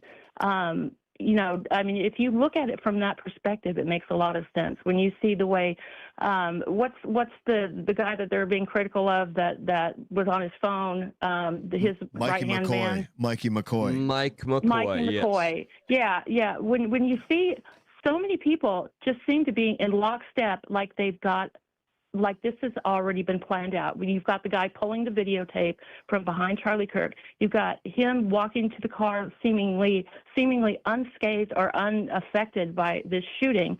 And, you know, I mean, and Candace is right about, you know, you flight or fight is kind of just your natural response to a crisis like that. And that is abnormal behavior from a psychological. Perchance, Jules, were you here? We were actually talking specifically about how strange all of that behavior was. No, I just came in this about a half hour ago. Yeah, like we were in agreement, like about the whole Mikey McCoy thing, and just kind of going over his behavior about how, like, literally within less than a second after Charlie Kirk was killed, he's like balls deep in his phone. He's walking away. Charlie Kirk's rushed to the ambulance. And he's already on his way to the parking lot. So and what I will give you too is, like, when you put it, I haven't heard yet someone like say, you know, when you have Mikey McCoy doing that, then when you have the guy taking down the SIM card, two things that are provable on tape that you can see. Like I concede those 2 points because like, as far as the official narrative goes, I'm like 65-70% official narrative guy. That's how much I believe it. But there are things like Mikey McCoy, like the guy taking the thing down, that I'm like a little bit incredulous to. But I do believe, and I would like to know your opinion on this too, Jules. Do you think there are bits of information that we will receive that we haven't received yet? When the trial begins, we will get, you know, because they're holding back certain things for the trial. Or, like, do you agree with any of that statement? I believe that.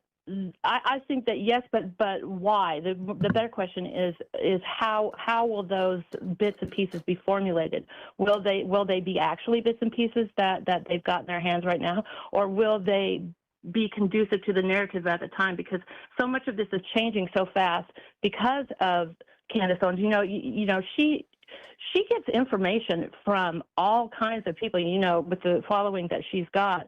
You know, I know that you guys are commenting about her knowing so much more than everybody else. Well, I think she does. I think she's probably got more videotape and more leads and more information. And she's been, I don't know if you guys have seen the videotape that you're watching. Have you watched this beforehand? Do you know what's happening here, or are you watching it for the first time? We're watching Candace Owens' reaction to it for the first time. At least I am. But the videotape she's watching with so the pastor with Mikey. You haven't seen this because by the end of the tape, have. a lot more. I'm the guy that watches the Candace Owens stuff. I watch it too. I just haven't watched this. In my opinion, when I got to the end of the tape, when I got to the end of the video, rather.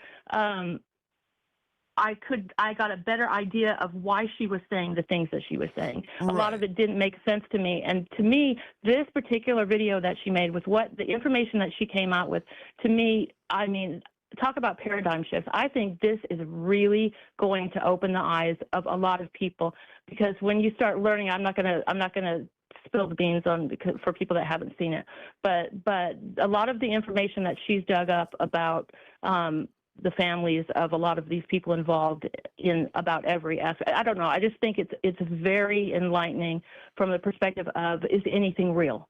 Is anything not a psyop? Right, but then you also have to use that same incredulous question and ask if what she's saying is real, and like how much she actually believes what she's saying. Because you have to give her. I'm sorry to cut you off. I'm just saying, like, real fast. You have to give her respect that she is an entertainer. You know what I mean? Like, you have to be like, okay, I know she's a good entertainer. I know she's a good orator. I know she knows how to speak. And I know she knows how to get her point across. Just the only thing that's in debate is how much she believes what she's saying. Is it a little bit of, hey, I'm going to lead you in so you watch the next show? Because, I mean, there is some of that there, well, you know, like. My feeling is that it's not so much what she's saying. I think that she is leaving a lot of things open-ended. I don't think she's saying anything point blank out there. She may be leading you somewhere, but I don't think that she's specifically lying about anything. I think she definitely has her own opinions about things, which I tend to believe. I tend to agree with her. But I don't think that she's saying anything that is untrue. And I think if you really look at it from that perspective, I mean, I just would love for somebody to tell me the things that she said that are point blank that are false untruths. Because Well, I mean, like, you know, she was down the conspiracy theory of like of I think, like, was she down this conspiracy theory that it was like a lapel a gun that shot him in the neck? She was down the conspiracy theory that it was like the handheld microphone that shot him. I mean, she went down several paths, but she plays the game of like right, exactly, and that's how she can play that she's never wrong, because she plays the game where I'm just asking questions, but then a lot of her implications will tell you how she's really feeling, because she'll imply something, but she'll never accuse it that way. And then in a sense, when it comes out to be the case or not the case, she can get out of it because she said, "Well, I never accused that. I never said that." Do you think a lot of her objective is to never be wrong? Because I don't get that. I don't get that from her, that she's trying to sell herself as never wrong. No, I think she's trying to sell herself as someone who has the information and is quote unquote asking questions. I don't think she's trying to sell herself as ever wrong. I mean, she literally tries to say, "Hey, you know, it's just me asking questions." But I think she's walking this fine line of quote asking questions, but also heavy in the implication side of things. True or false? Right. Has she And not stated I that agree with that. at the higher levels of please, I got to get this one out. At the higher levels of government, that they are run by lizard people? Oh, I don't think she was serious about calling them lizard people. I think that was entertainment right there. I mean, you can. I guess She you seemed could possibly pretty. say that I mean, if you look at, you can look it up. You can look up a summary, synopsis. You can clarify and watch it again. She seemed pretty sincere. Okay. Well, you know, I guess you could. You know, that's just my opinion. I kind of laughed at that myself. Jules did say she doesn't believe everything Candace says, but okay. No, I'm not. Well, it's not that I don't believe everything she says. I just don't. I don't agree with a lot of the things she says. As far Such as lizard I people. I'm not the whole Catholic thing. I am not on board with that. Or Tate Brothers connection, Project Autopsy. There's also, do you believe that Erica Kirk is involved, according to Candace Owens' narrative? You know what? Has she said that? Has she said that? It was Erica her implication. It's the implication thing she does. It's not, she's never directly said it, but it's how she alludes to certain things, just like how she alluded to the Trump administration being a part of Charlie Kirk's, you know, unaliving. And she doesn't say it behind a but paywall, she like implicates it. She alludes to it. Well, I think that we need to take a look at everyone and everything surrounding Charlie Kirk. I really do. I don't think that there is anything wrong with making implications. I don't think she's implicating that she knows the truth. To take a look at, because the Erica Kirk thing is disturbing to me. I don't know if she's involved. I hope she's not, but it's strange. It's very, very, very suspicious. What if after, like, if you could name the most strangest thing about the Erica Kirk relation thing, what do you think is the most strangest? I think the strangest thing is that she has asked no questions unless she's not getting all of the information that we're getting. I sure as hell would be asking a whole lot more questions. I wonder, honestly, I'll tell you, I question, this has nothing to do with Candace Owens. I'm like, is she a handler of some type?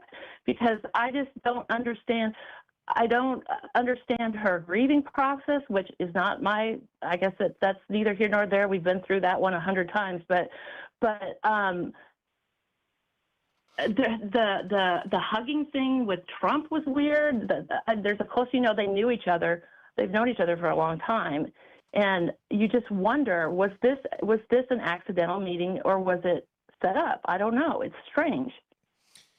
Yeah. All right. To comment, are we referring to the way Eric met Charlie? Was that yeah, reference? Yeah. And okay, I'm thinking that's a long road to hoe. I mean, to marry someone and have their children in order to be a handler. But you know, I was watching last night a video from a Jewish man who's not a Zionist, Bernie Sanders, and he was sharing some some information that was very, very interesting, which was the fact that Netanyahu is very, very worried about losing the youth. He's losing the youth in Israel. because they're not buying this. They are very opposed to what he's doing with Palestine, and so I'm thinking, I can see where he was very threatened by what Charlie Kirk was doing, if he indeed wasn't. And I think we've got evidence to see that he was definitely opposed to Netanyahu, didn't like him at all, and also that that he was, questioning everything about his relationship with his donors, etc., because they were controlling everything. Not Donna. Jules, if I could ask you, if I could ask you real quick, what do you think? Just if you could, not to say but based off everything that is available, what do you think the likely scenario? We're just talking hypothetically, so there is no allegations or anything like that. Nobody's on the line for anything. But what do you think is the likely cause, reason, way it played out, why Charlie Kirk was killed, assassinated? You don't believe the official narrative, but what do you think more than likely, for fun, what could it have been? This is what I think, and this is my opinion, and everyone can disagree with me, but from what I've seen, and I've followed this very closely, and I've been digging a lot into just the history of Zionism, et cetera, I think that Netanyahu was all on board with Charlie Kirk until until Charlie understood what was really happening, that he was being controlled, that they essentially were taking over his company, and that he was going to have to do some things. He already accepted money. He already, and you're either going to take it or you're, somebody said this, I can't remember who, but if you don't have the right to turn down the money the second time. And so I think that Netanyahu saw him as a huge risk because he is in such a very poor position, even with his own constituencies, with the people in Israel, especially with the youth. And the thought of losing the American youth was too much of a gamble for him. And I think that he put together a plan to take out Charlie Kirk to prevent that. That's what I think. And of course, and I do think that all of these people that are surrounding him, because they're all new, it is just too many fingers point to that. I mean, it's just, you can't ignore it as a very good possibility. Okay, fair enough. Thank you, Jules. I do appreciate you, kind of walking the walk. It's always something that I love seeing when people jump away. She called in. Jules called in. That's so awesome. Thank you, Jules. Instead of hiding thanks behind for the words listening that to are me. You typed. guys were Thank more you than for fair, calling. and I appreciate you letting me speak. I'm glad you think we were God bless fair. you, That's Jules. what we try to do, and we try to have fun. So, please feel free to call back on another show. Please hang out with us on future shows. Thanks, Jules, guys. thank you so much. We'll talk to you Really later. appreciate you. Thank Bye-bye. you, Jules. Jules, everybody.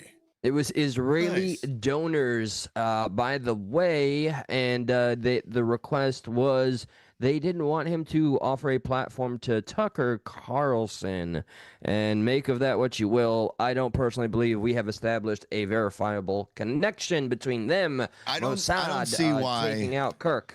I don't see why it's so far-fetched, and maybe it's not, but for me, and I'm not saying it's far-fetched for anyone else, but I believe before the Charlie Kirk thing, maybe you can ask ChatGPT. Before the Charlie Kirk assassination, wasn't there between 3 and 5 mass shootings, big events that happened from trans people, from LGBTQ plus group side of things? So it's like it already that statistic has been growing over a span of time. Yes, and already you had a precedent, right? So it would not be far-fetched to think something like that could happen. And then coupled with how outspoken Charlie Kirk is on that whole ideology on the matter, even though he's never said anything negative, he thinks, he'll love you as you are, but he would, try to ask you, why aren't you comfortable in your own, he never said anything negative. He would just push you to be more who you are. And, there's many videos of him being talking very kind, but having that point of view, not being rude at all about it. But, not seeing somebody as who they want to be seen as is a negative thing in 2025, as we've learned. So, I mean, that's not far-fetched to think, in my opinion. And then the idea that maybe this kid was working in tandem with his respective lover. Apparently it just came out that somebody in the Discord logs or somebody that knows him corroborated that this kid Tyler indeed did call his girlfriend, boyfriend, my lover. He did refer to him as that. He did corroborate a few other things. But now you get down the wormhole of, well, that guy's in on it. He's lying for the feds. It's like, well, shit. I'd ask everybody that takes Candace Owens seriously or not, whatever the case, in your soul that the truth is an important thing. That's universal. Look for the information everywhere you can. Keep those questions coming, of course. But I'm going to point out, Turkey Tom is a popular YouTuber. Look that up and look at his breakdown of somebody that reached out specifically to him and offers proof that I don't know, honestly, if it went to the authorities or not, that they were involved with Tyler Robinson. And anecdotally, Antifa tried to indoctrinate me and to get comfortable with doing something that I didn't do and didn't want to do. And I'm saying it's not out of this world that Tyler Robinson is exactly who we think he is. From Shamrock. Shamrock. Hey, what's up, guys? What, darling woman? What's good? How goes it? How goes it? Life is great. That's great. Glad to hear that. What do you have for us on this fine day of twos? Is it about Candace? Is it about Charlie? Is it about life being great? What could it be? Well, as far as Candace goes, I think that she's entitled to her opinions, as everybody is. I think asking questions is great. I think that she is definitely pushing a narrative, insinuating a lot. I do offer her grace because I do believe she is grieving Charlie.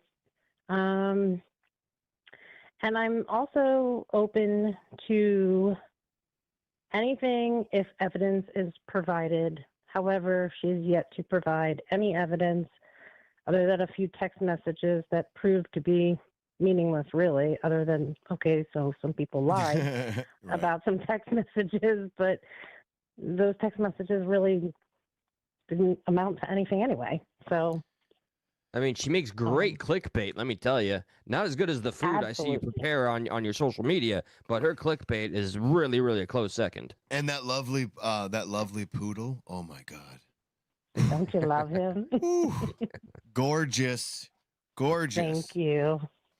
No, but you're Yeah. you're definitely spot on with that. Like, it definitely seems very clickbaity. It just I'm under the assumption that, like, if we don't agree that, Candace is being a little heavy-handed in her implications, it's hard for me to have an honest discussion with you about her and what she's saying. Right. And a lot of people, I do feel like, are stumbling upon her recently rather than having been knowing about her for the past, 6 or 7 years, 8 years, however, long she's. Oh, that's been made very evident. Yes, sir. And I used to really love her. I really did. But the things that I don't like about her is she says things in a way like, well, they killed him. The feds killed him because, he's got a street named after him. Like, who's they? Right. And who are you talking about? Like, in What that do you mean they? Yeah, and in that same sentence, she was talking about Israel and the Trump administration, and then she goes, and then when they kill you, they give you a street, and they give you a holiday, and it's like, well, you're just talking about Israel and Trump, and now you're saying they, so it's like, who are you saying they were both involved, or one or the other, or just like, and I do think she knows what she's doing. She does it on purpose. Like, she's not dumb. Candace is not dumb, but I don't know if she's like losing it a little bit and also being smart, like getting a little, quote unquote schizo. Both. I think you're right. Like not drawing the lines between reality and not reality, but still really smart. My opinion, and my opinion alone, is that she did let her emotions get ahead of her, and she's also implementing the strategy that is used by YouTubers and social media streamers everywhere, which is clickbaity, breaking news, nuclear bombshell, this and that, and it gets tiresome. And after a while, if you're there just for the cold hard facts, you just start to see it as a spectacle, and she's made it just that quite well. And I think she can play off of our emotions just as a whole in society, because we have a distrust towards our government. We have a distrust for what they call the deep state, or, the feds, because they have ran psyops. They've done a lot of crappy shit. And we all know that. So the distrust that we have is immense, and she knows that. And for people, like, we're playing into this, she's playing it up for us. She's playing on our distrust for our government and everything. Like, she's playing on our emotions, and offering no solid evidence. Sure, you could talk to whoever you want and say, well, I talked to, this guy who's friends with that guy, who's the mother of this one, or whoever in the family of, these, of, Charlie, or the people that are around him. But you're just telling us that you talk to people. That, what does that amount to? It doesn't offer evidence. It doesn't change who they found on a surveillance. Like, this guy was found on a surveillance camera killing him with his grandfather's gun. They've got the DNA. Shamrock, can I say, to go with your point here, so a lot of people I know, let's say, for instance, that like Candace, I will ask, and they're like, I don't believe the official narrative. And then I ask them, well, what is the official narrative? They're like, I don't know. That Tyler Robinson. I'm like, well, what do they have? Like, what is, and then they go, oh, well, they're not going to tell me everything. I'm like, I don't want to know what they're not telling you. Just tell me that you understand what they have on him right now. And it's like, I don't know, that he did it. And it's like, okay, well, how can you say you don't believe the official narrative when you don't know all the, quote, available facts, quote, for the official narrative? Like, you have to know what you're disagreeing with to disagree with it. You can't just listen to Kansas and then say, I don't believe the official narrative without knowing the official narrative. It's just like, now you're just falling for her entertainment clickbaity stuff. And I see and talk to a lot of people, not a lot of people, but some people who end up being like that, where they're like, well, I listened to Candace and I don't believe the official narrative. Well, what don't you believe about it? I don't know. The government always lies. What the fuck? No, what is in the official narrative? Well, that said he did it. Yeah. What do they have about that he did it? I don't know that he did it. It's like, oh shit. I would. And everybody's an expert. Everybody's an expert. Oh, well, the bullet, there should be an exit wound. There should be this. Oh, you're an expert? You have the ballistics? Do you know how old that gun was? Because it was his grandfather's gun. This is an old gun. You don't. Oh, do you know about their ammunition? Or you're an expert? You're on the ballistics team? Like, were you able? Are you investigating it? Like, do you know what the ammo was? Do That's you know another how old thing. The ammo was like. Shamrock, that's another thing. They can't there's good conspiracies out there, but when you bring this up to a conspiracy theorist, they don't know what to say. But it's like, well, if it was a professional hit, why'd they hit him in the neck? Like, any assassin wouldn't, and lapel mic. It was a mic grenade thing. It's like, no, it seems like this kid Tyler was aiming for like a chest shot, a more broad shot, and didn't account for bullet rays as it's coming out of the gun. Like shooting downward, it's going to go up a little bit before it goes back down.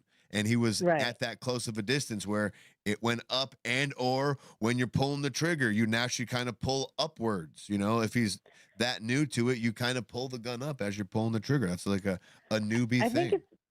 And I think it's pretty hard to deny. I mean, if they have him on surveillance shooting him and they have the DNA all over it, and we're all going to see this when the evidence comes out. And it's the grandfather's gun. He's admitted to it. There's numerous text messages, and I love this conspiracy. Oh, well, a 20-something-year-old kid wouldn't talk like that, a vehicle, except he did in the past.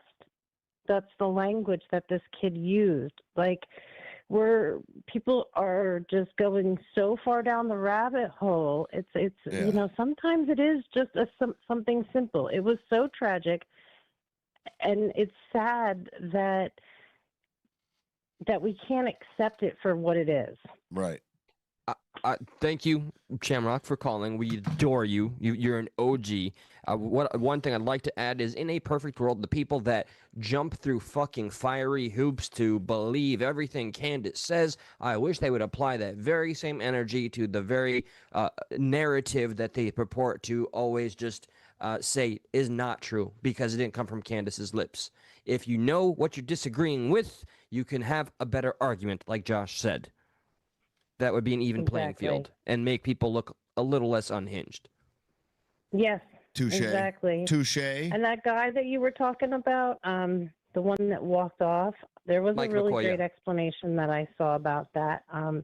That this was a 22-year-old who followed Charlie everywhere.